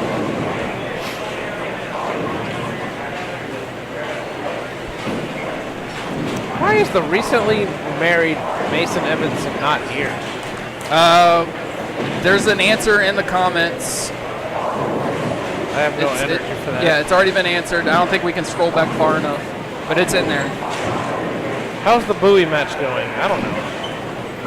Eventually we'll get there, I promise. That's like around 9 and 10? Yeah, that's the only issue with these first couple rounds. We have 16 matches going all at once. Super difficult to keep everything up to date. Frank to George, I love it. Get it. Oh, he deserved it. Should have had it. Come on, Frank. All right, let's check on some champions here. These are actually the only current champions bowling together. Nobody else is bowling with their previous championship partner. Who's that? Spencer and Blake. Everybody else who's won it is bowling with a different partner. Yes, they are. We know. Oh, yeah. We passed it on the way here. That was just last year. Yeah. Well, I know it was last year, but Blake could have bowled with Kendall Martin or somebody else. I don't know. Kendall hadn't come back. No. Well, I talked to Blake last year. And he quit said, us. Yeah, he said Kendall had something come up last minute, and that's why Spencer got the go-ahead. And then whatever happened, happened. So tomorrow we got lunch coming in from the Country Store in Big Sandy. It's a small convenience store, but they do the barbecue and all that good stuff. They actually paid for the barbecue lunch tomorrow that's coming in. So how many former champions are in the building? How about that? Like currently right now? Like, no, that bowled this tournament. Bowling the tournament, I think 5, 6, 7, 8. I give up. All right.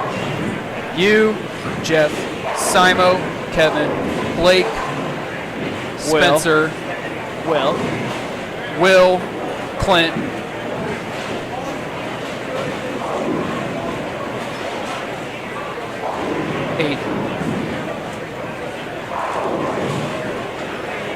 Chris Barnes never won this tournament, huh? I don't think so, because when we get to the Barnes banner, it's always, no, that's not what you think. Simo, Kevin, me, Jeff.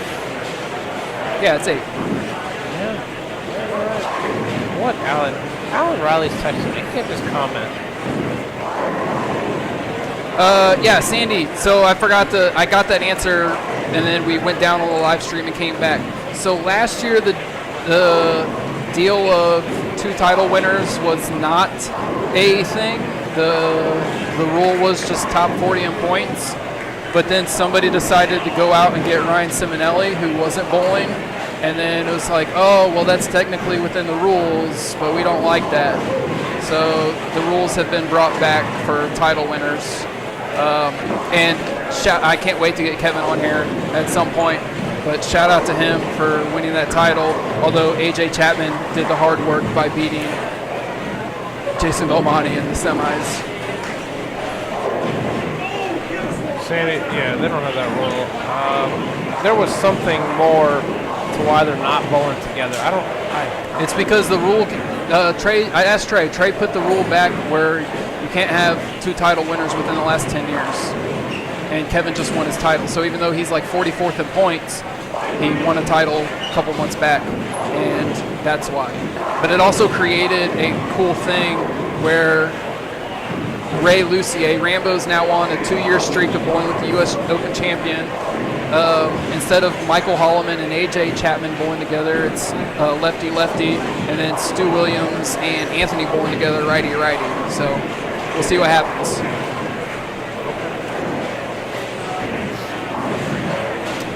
It looks like Blake and Spencer are up, 100, 120.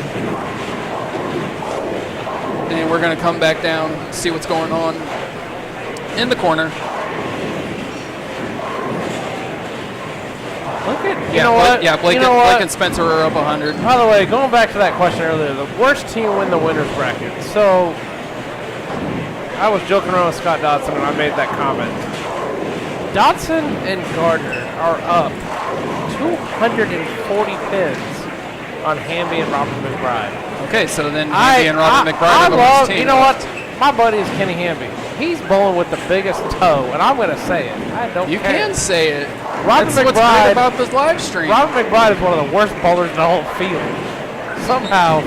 So if you're going to say something like that on a live stream, you either have to back it up with some kind of objectable fact, or you have to back it up on the lane. Either one. Objectable fact. I mean, an objectable fact. So if you're going to say he's the biggest toe, why? He was, you know what? He was a guy that had his card for years. Didn't beat anybody on the tour. And you know what? This is personal. It's just a pain in the butt to me.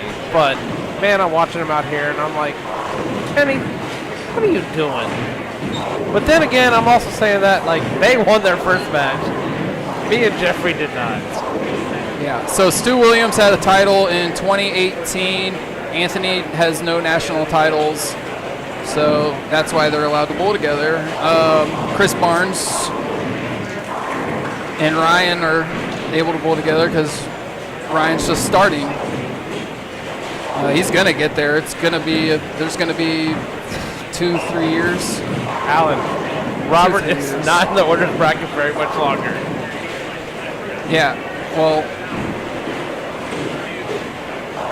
they didn't have to bowl Beach and Dupree. And they still won. Whatever. They won.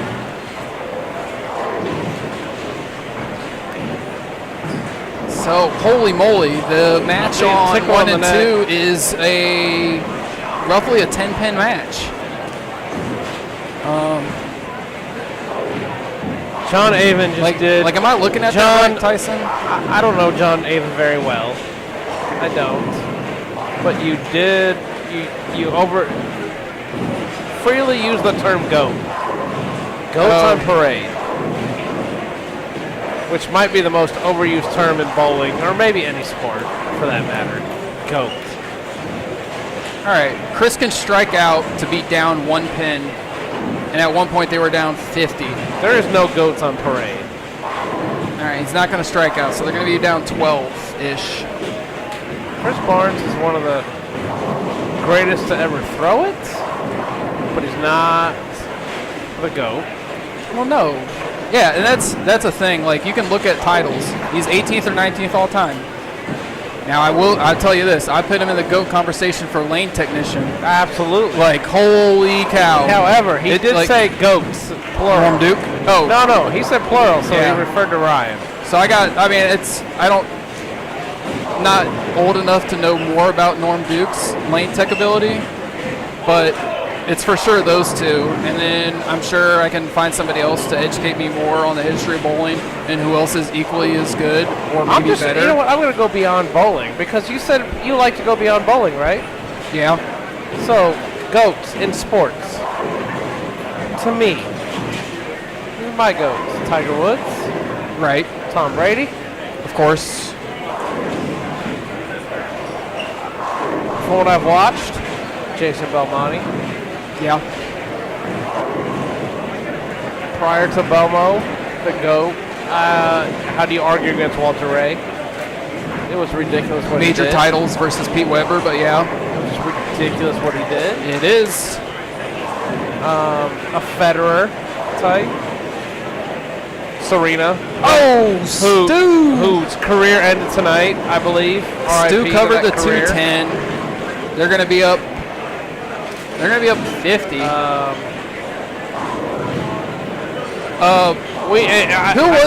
We were having this conversation in the car on one trip, and we looked up a guy in NASCAR.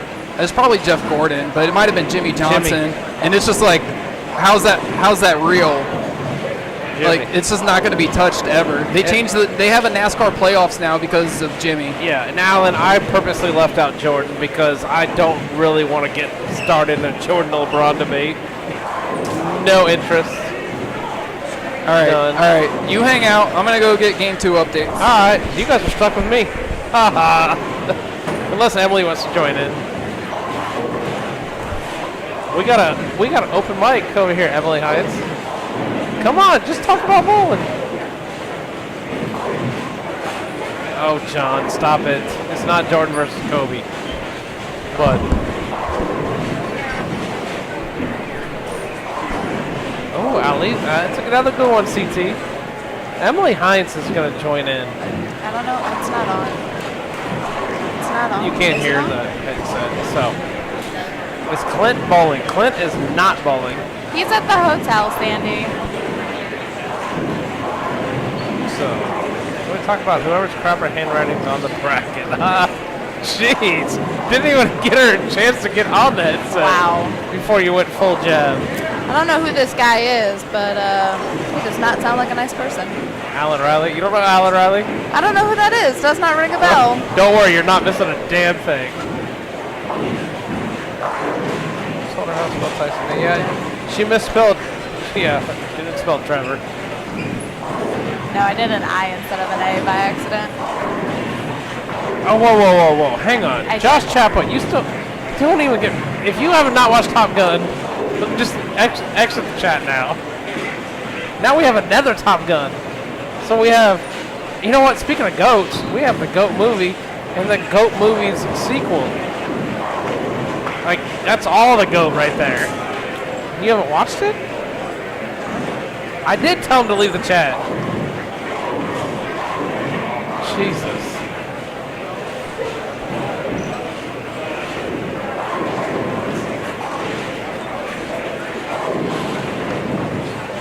Alright, so we got a question on the labor. I got a text. So I got to try to work this thing. Because Brian left. Lavery's Pope match at pin difference. So we're going to try to figure this out. That is not the right camera. Who are we looking for? I'm trying, guys. Brian, where's All right, I'm going to spit some scores at y'all real quick. Team Fireman up 60 going into Game 3. These are going into Game 3 scores. Trey Sledge up 50. Commentator even. B-Tech up 20. Billy up 70. Cody Utahs minus 10. Good Rash up 150. Chris Lucas even. Brian, I can't. Hang on. Brian left and we screwed up. How do we get to the Lavery Pope match? Three and four. Yeah. Oh, camera 8. Stop it. All right. See what happens? I apologize, guys. All right. So, let me see. So, did any of you guys hear Brian? Or let me try this again. All right. Firemen, which would be Lee Lords, Damian Sitio, they're up 60. Sledge and Scotty Pope up 50. Coggins match is even. Veach and Kurt Dupree up 20. Bowie and Sean Lavery Spar up 20. Cody and Lane down 10. Kid, that match is pretty much over at plus 150. The Chris Lucas match is even. These are all early in. And Derek Williams match on the end, 31-32. It's even after 2. These are all first, second frame of game 3. You know, Chris Lucas's first match, they only won by like 5 or 6 pins. Gabe, he did. Gabe, I did push all the buttons at once. The worst thing that Brian did was leave and not tell us how to work a damn thing. I'm just here for shits and giggles. So am I. The live stream is currently all shits and giggles. I didn't even want to be here. You told me to take the and put the mic on.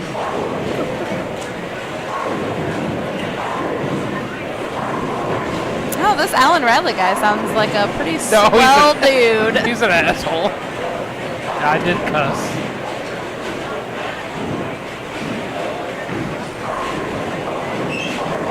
Ooh, Donald makes a good point. Shouldn't be a goat and a team sport. There's a lot of factors when it comes to a team sport as to being a goat. Team sport. Man, I don't know. I think it goes in the fact of there's a lot of factors, you know, like you wanted to talk about Tom Brady. I personally hate Tom Brady, but because of the line that Tom Brady has had, that's what made him excel as a quarterback. So is it fair to say that? Like, what if he played for the Lions? Would he still be considered the GOAT because he wouldn't have had the tools that he had with the Patriots and now with the Bucks? I still think he's the greatest to ever touch a football. I still hate the guy. You can hate him all you want. CT, I agree with you 100%.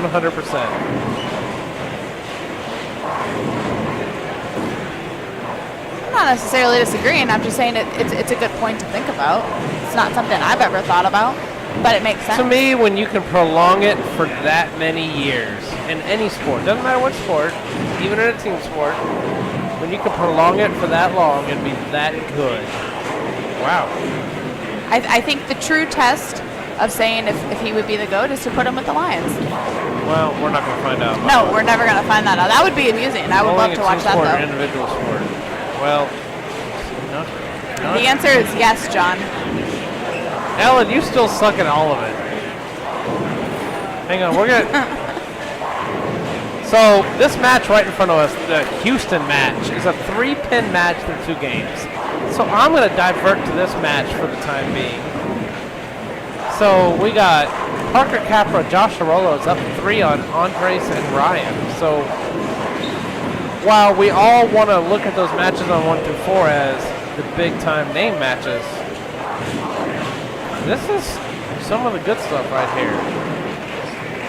I think this is kind of what makes bowling interesting. I mean, granted, I'm the GOAT of live stream. No, I'm not, Brian. Still better. Let's not get crazy here, Tyson. We don't want to kick these people out of the chat.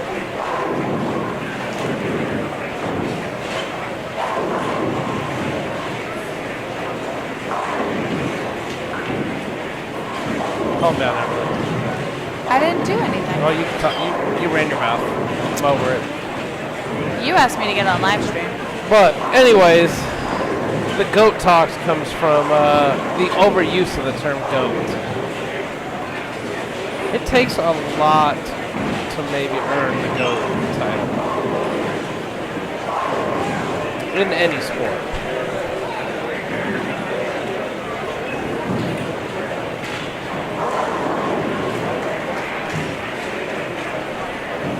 Has Brian talked much about these the talking points? These sheets that he had the bowlers fill out? I think he has those mainly for when they're on the stream. That's fair. So let me ask you, because this was the question that I gave him, which is one of my personal favorites. But what is your least favorite bowling ball? God, I knew this was going to come up. Well, we could go with ever. I mean, everyone always asks, like, oh, what's your all-time favorite or what's your current favorite in your bag? But nobody ever talks about those ones that you never want to put in your hand again. All right, so I'm going to say this as a member of Storm Rotogrip Global. I am not a fan in any way, shape, or form of anything high road. Okay. But I believe I have a reason. My game, and those that know me, I tend to wear out grips quickly. I do not like bowling balls with very high differentials. And the high road being a very unique type of ball with no filler core. Alan, shut up. In 15, it is a high RG low diff ball, medium diff ball. In 16, it is a medium RG high differential ball. Yeah. Very different bowling ball. Right. So I highly dislike that in 16. So least favorite bowling ball, and I say the high roads because they are a very popular bowling ball. But it just doesn't work for your game. Absolutely not. Which is understandable. I am not changing a 15. I tried that.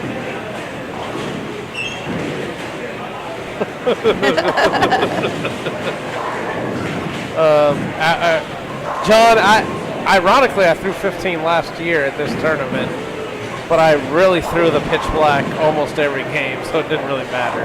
You guys made it almost all the way last year. We finished second. You made it. So yeah, almost made it we all the bowled way. maximum games. Well, pretty much maximum games. So Chad made a good point. Striking motion. Oh god, that ball was bad. I can name some bowling balls that were just absolutely terrible. Sure, we can all name those. But I believe when you say a ball's bad, you have to talk about a ball that was widely popular to the general public. Right. And I think the other thing Alan made a good point, right? Oh, there's a good one. Sorry. What did Alan say? I think another thing that to think about too is when you say what's your least favorite ball, you don't like the high roads, but obviously a lot of people do because it works well for them. So it's one person may love it, one person may hate it. Now, there is one answer that I've looked at in this pile that I 100% agree with, and this person said that their least favorite bowling ball is the one that doesn't strike. That's fair. It's a very valid point. So I have a lot of least favorite bowling balls. Cody Utah and Lane Thompson have taken a commanding 90-pin lead. So we got that update. Hang on, Josh Chapa, right in front of us, it's still 3 pins. Well, it's actually grown probably to more like 23 pins between Parker and Sorolla and Andres and Ryan. It's a lead for Parker and Josh. And actually, you know what? If we're going to go some of the least favorite bowling balls, IQ Tour Pearl, the original, the gold thing. That everybody loved. I had hatred for that ball. Yet, I love the green one. So, according to Cody Utah, since we were just talking about them taking that lead, according to Cody, if he didn't like a bowling ball, it was because of the layout or level of skill on that day. Yeah, that's not always true. Cody is one of the most technical people when it comes to bowling that I've ever met in my life. But sometimes a ball is just not good. Yeah.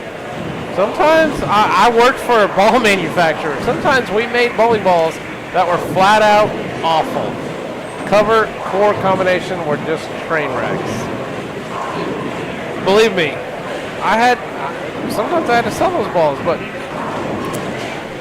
they were not all good. There was no chance that every single ball was good for somebody. No. Yeah. People liked it, but it was usually because they didn't have a point of reference. I can remember one ball that I hated. It was in my college career. It was my spare ball, and it was pink and white, which is very not me, but it hooked when it shouldn't have. It didn't hook when it was supposed to. I hated throwing my spare ball, and I will tell you this, I have not owned a spare ball since. And I just flatten my wrist and I shoot all my spares pretty much straight.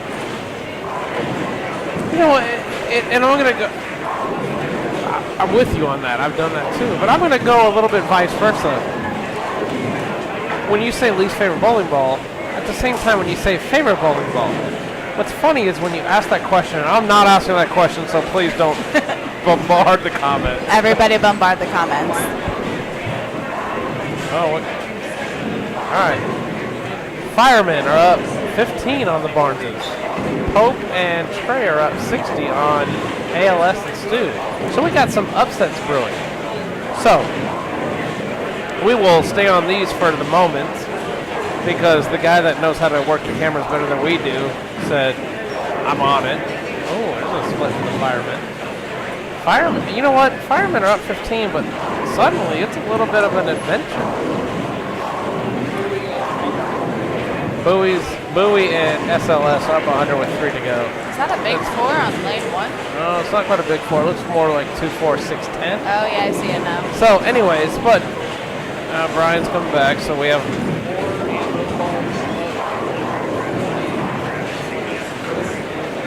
So, Demore and Robar, defending champions, are up 40 against Royce Rusher and Kelly Ray. So, anyways, back to what I was trying to say before Brian interrupts us again, is when people talk about their favorite bowling ball, I wonder if people truly talk about a ball that, like, is the best thing for them for a long period of time, or it's the current cool, hot thing. Brian's coming back, so Lucas and Greg Wolf are up 50. Brian, On Holloman. that was a run by. That was. That was a flyby delivery. See, and when I talk about my favorite ball, it's not necessarily a ball, it's a line. For me personally, the Paradox line has worked great with my game. I have 2 Paradox Blacks, one and another one undrilled. I've got 3 Paradox Pearls. I shot my first 800 with Paradox Pearl. I've shot a couple 300s with my Paradox Blacks. Sometimes it's a specific ball. Yeah. Like I had a, oh, all right, we got a flyby again. Hang on. Gid and Tyler will beat Frank, so we got a flyby again. So I had a Zone Classic from Brunswick back in 2004 that I won the tie with. I just kept putting games on that, and then I'm fig jabbing right now, so Alan, complain away. But then I bought 800 with it 2 years later at the Open Championship. That particular ball was the ball. Yeah. But I drilled multiple others of it. Awful. Didn't do the same thing. Awful. Yeah. Every good and bad ball is in the eyes of the beholder. And shut up, Alan. I'm done with you. No, I think I saw somebody mentioned the Widow. I think for a while. Whatever, Yes, Alan, I heard them all.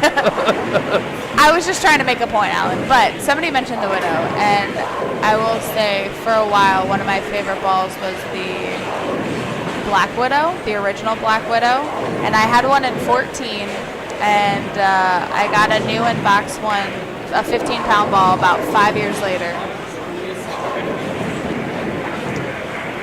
Billy and Il Demaro are up 50. Who are they bowling? They are bowling. Oh, they're bowling my defeaters, Justin Veach and Kurt Dupree.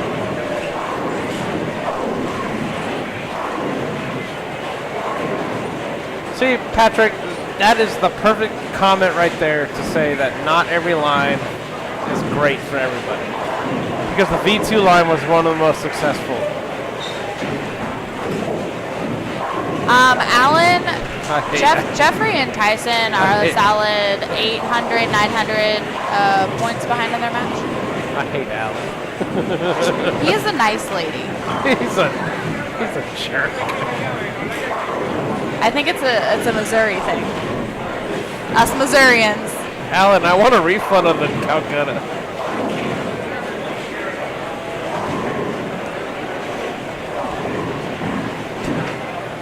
Alan, go to sleep. Mercedes says you need to go to bed. It's past your bedtime. God, it's been past his bedtime for 3 hours.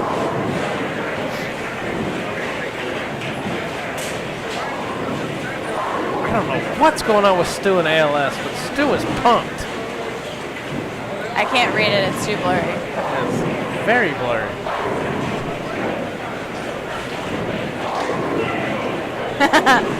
Thank you, John.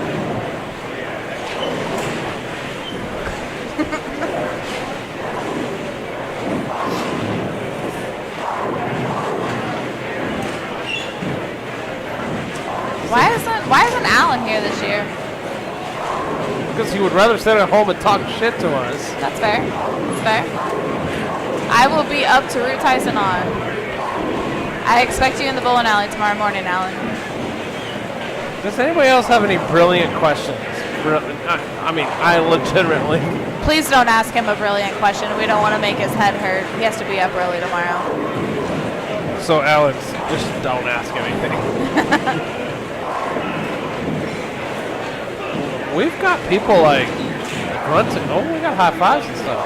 What is a point in bowling? That's an Emily question. I'm going to leave that. I'm going to defer to her. So since it's team versus team, you have to win your point, which is winning. So a point is winning. Thank you. Have a good day.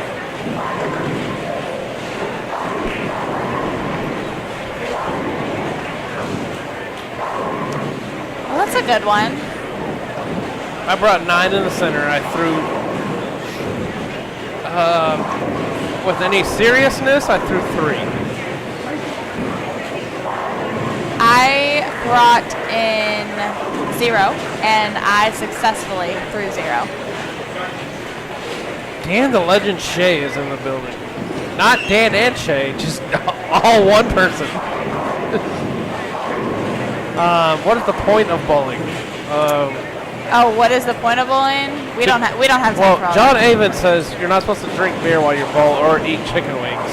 I think the point of bowling is to get royally pissed off and annoyed at everybody and everything. Oh, whoa. Ho? How? Why we got ho? How many bowling balls would Zeno have I don't brought? know. I plead the 5th on that.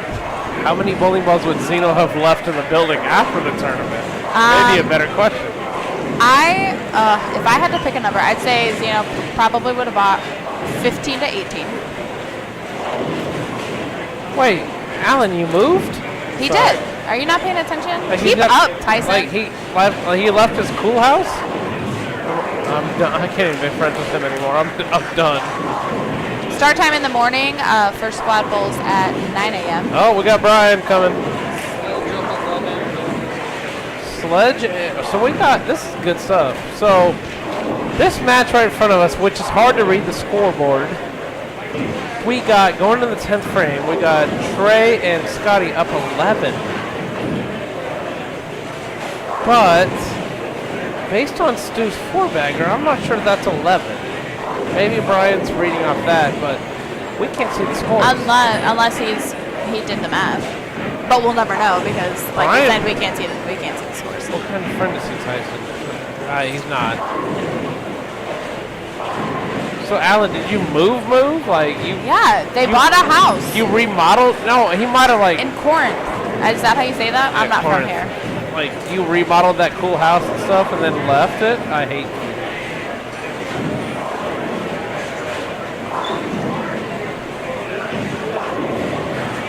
They're currently remodeling the new house. He is remodeling. I'm done it. being friends with him.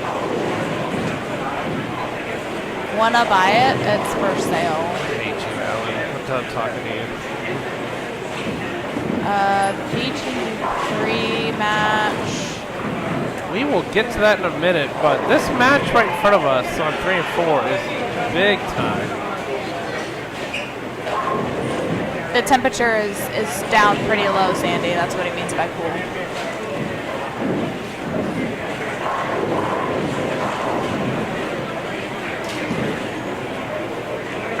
Sandy, I mean that Alan put work in and made it actually look cool, and we get to hang out and back and be covered and stuff, and then he's going to leave that. Rose City Robbins asked what's the format. So this is a double elimination bracket. We have the winners on one side of the bracket. Once they go in, no, this isn't a double elimination, is it? Yeah. It is double elimination. It is double elimination. 3 yeah. games, double elimination. So once you move into the losers bracket, you have to win to stay alive. All right. So Anthony stepping up right here with a huge shot. Oh, Wow, trip he forward. got lucky. It was a little high. So, I'm waiting to see when the Bryant guy flyby comes back. Because I can't see the scores. And I'm not getting text updates.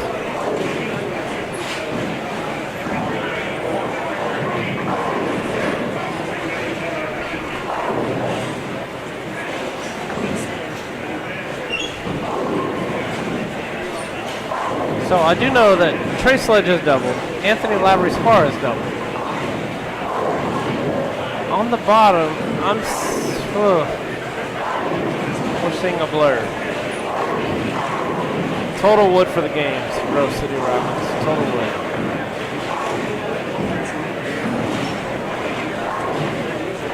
Fire up 5, 2 to go. I'm gonna ask this So we got the because Firemen are up 5 with 2 frames to go. So yes, that. I've never heard this term in St. Louis bowling. What does it mean?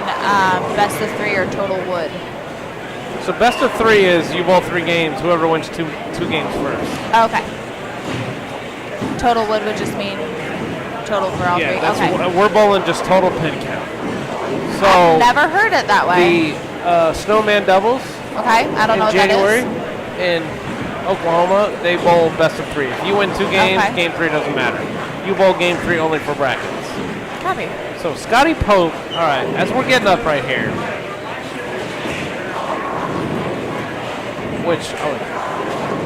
all right, ALS. So Scotty Pope can throw all 3 in the 10th to win this match by 1 single pin. So this is ball in Scotty's hands. Oh, Lord John, I know you're being a smart ass. Almost 300 pace. Ooh. So Scotty misses here. So now Stu has ball in hand to win the match. Stu strikes here.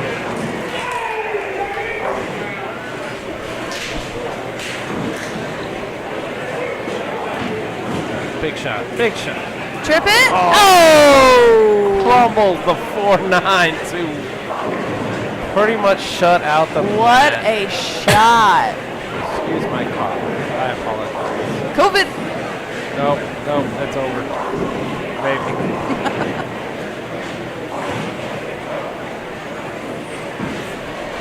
So Stu Williams pretty much just won the match. All right.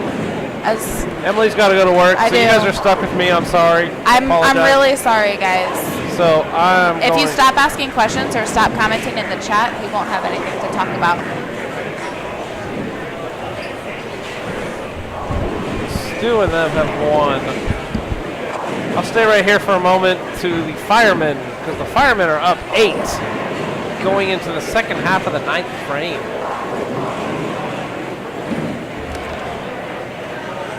Stu Williams and ALS survive a very tough match.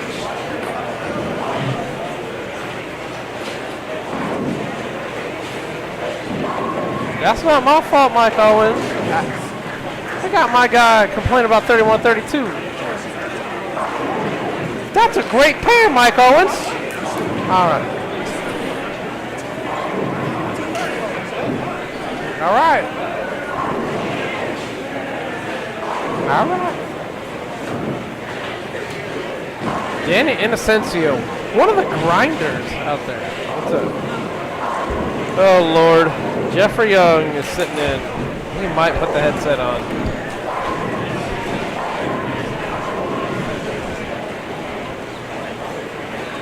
This is my partner, Jeffrey Young. Can I get an update? Hang on, Chapa. I will get to that in a moment, I promise. We got this Firemen and the Barnes' match. Barnes just left a stone 9 pin. I believe it was solid, but we couldn't totally see it. Oh, that was actually a crossover from what I'm being told by our field reporter, Brian Roberts. So Jeffrey does have a headset on. He hasn't spoken yet. John Avon said sub. Me and Jeffrey have a long Saturday ahead of us. Long Saturday is the probably best thing you could say, right? Or it's just a Saturday. True that. Anyway, so firemen, we got 1177. It looks like 1177 to about 1160-ish. Yes. Does look like that. We got only an Ascension working on the strike. Ryan Barnes will be delivered. Oh, big shot. Barnes goes to the strike. There we go. So All right. Lee Lords. The lone lefty on the pair.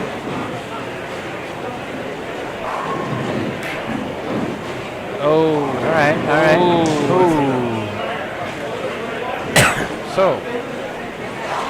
All right. Well, put a little bit back in hand of the Barneses. Yes.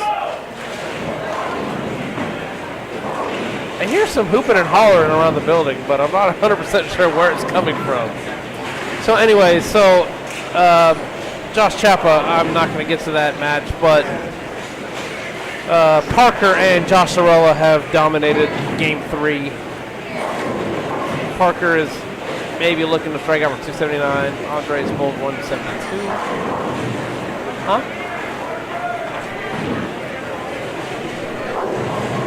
Ooh.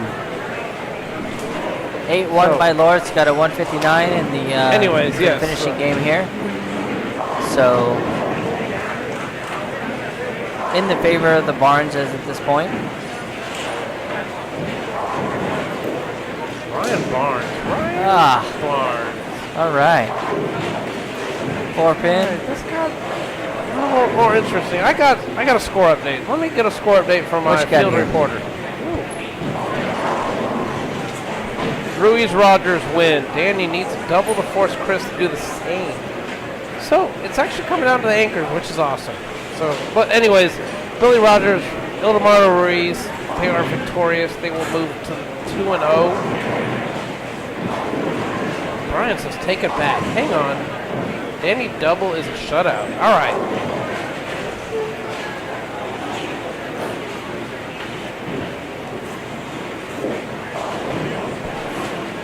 Two and 5 for Danny Asensio. 2 and 5. That's what I'm getting.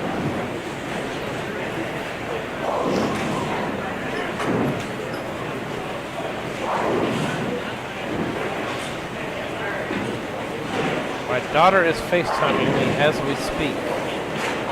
It's about time. They just got done with all the TikToks. Why are you still up at 1:30 in the morning, child? You guys I want to hear me? understand. You guys want to hear me talk to my daughter on the live stream?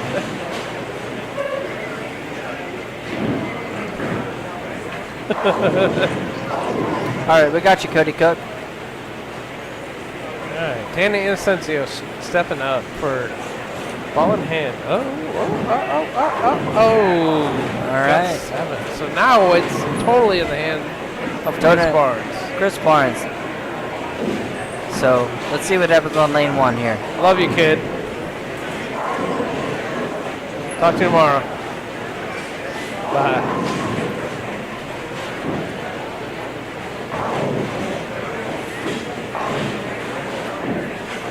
We lost by 102. We lost at least by 102. 102. It could have been better than most. All right, so Chris Barnes, ball in hand. Sandy, can we know?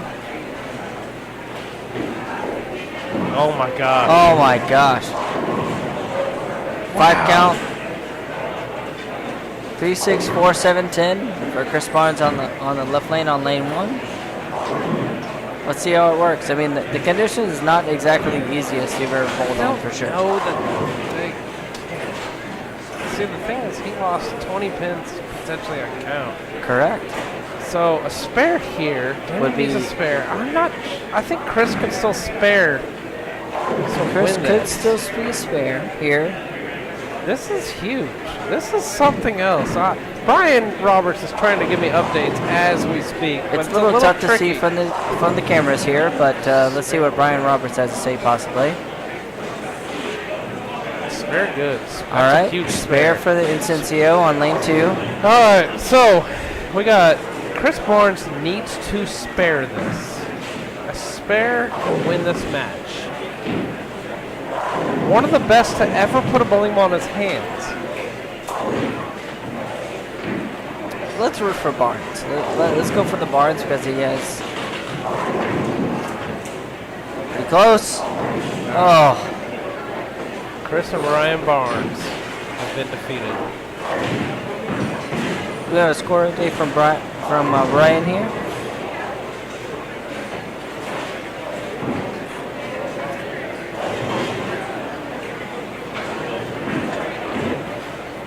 All right, I apologize for the video and the commentary being a little bit off. We got Brian Roberts giving me updates in the field. It looks It's a little like bit tricky. So, anyways, the Firemen have beat Chris and Ryan Barnes. Oh, Lilo Orch, Danny Asensio emerged victorious.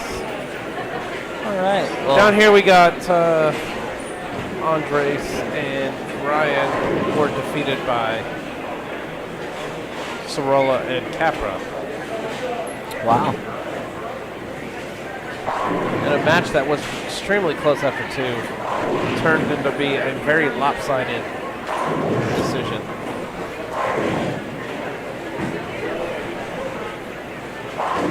Brian is coming down here, running down here, changing screens.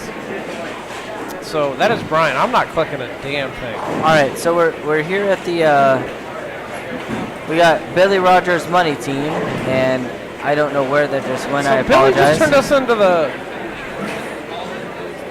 Where Holloman did and Williams lost. Holloman. All right.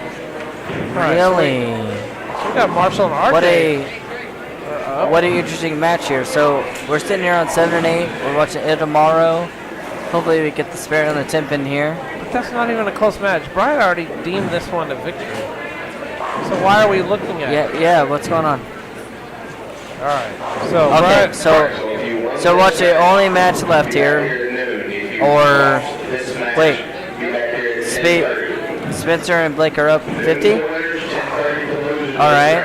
So sorry to be a confusion here, but here to move things here.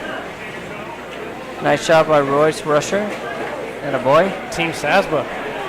The other team. We got Firemen and Sasba. AARP is coming around the corner. Oh, yeah. We start at 9 a.m. tomorrow, Todd. 9 a.m. Today. I think Blake liked that one. I'm not sure. The defending champs. These guys. One of the most interesting guys, you know, you think about Blake DeMore, he only threw reactive last year. He really didn't throw a lot of urethane. Pretty interesting here. I only threw urethane. I didn't throw a lot of reactive. Team Medicare. I like that one too.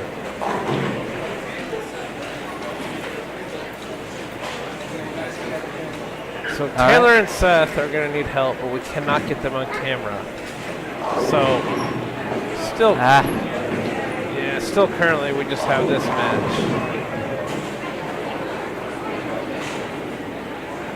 It looks like RJ Clan, Marshall Morrison have defeated Kevin Williams and Michael Holloman, so right defeats left. By the way, what a match there. It was pretty close to the end there. I'm not sure what the score was there, but pretty interesting match. Okay. Well, we're coming down to the just filling frames at this point. Yes.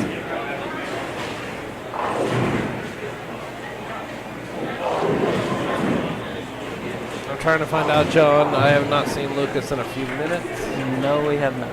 We have any other questions, comments before we probably close up shop for the night? Me and Jeffrey will not be with you first thing in the morning. Hopefully We will not. all day tomorrow. Starbucks will be our best friend at the moment at 9 a.m. in the morning. Happy to answer anything else for these last 2-3 minutes before we probably get out of here. Like I said, hopefully we have a long day tomorrow. What? To the room?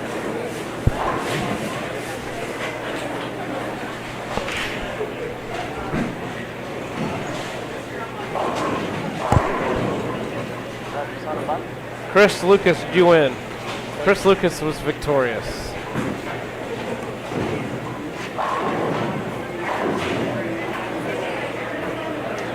I mean, to be honest, here we see Blake DeMore triple score there by on lane 20. I mean, not that we're watching a lot here, but pretty interesting.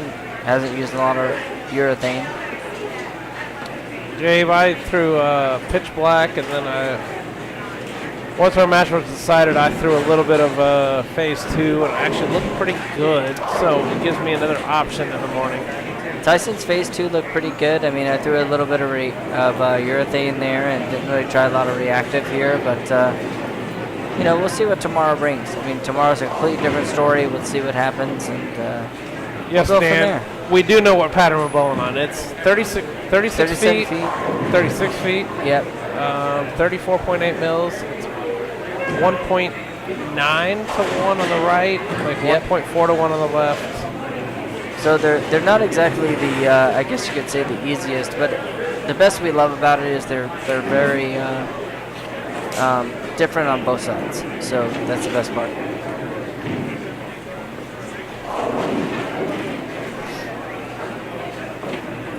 Pony and Tyson. Who's wearing the I would go with Tyson.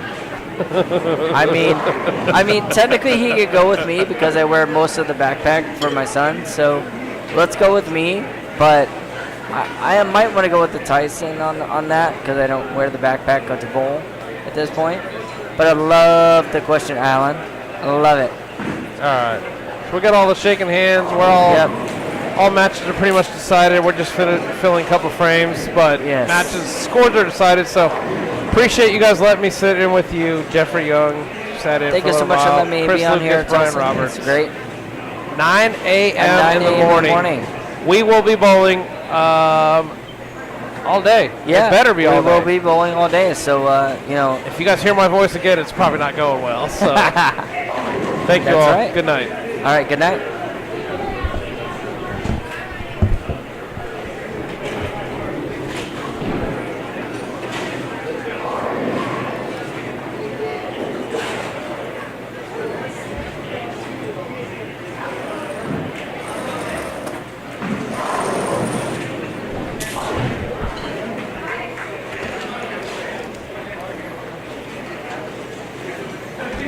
All 13.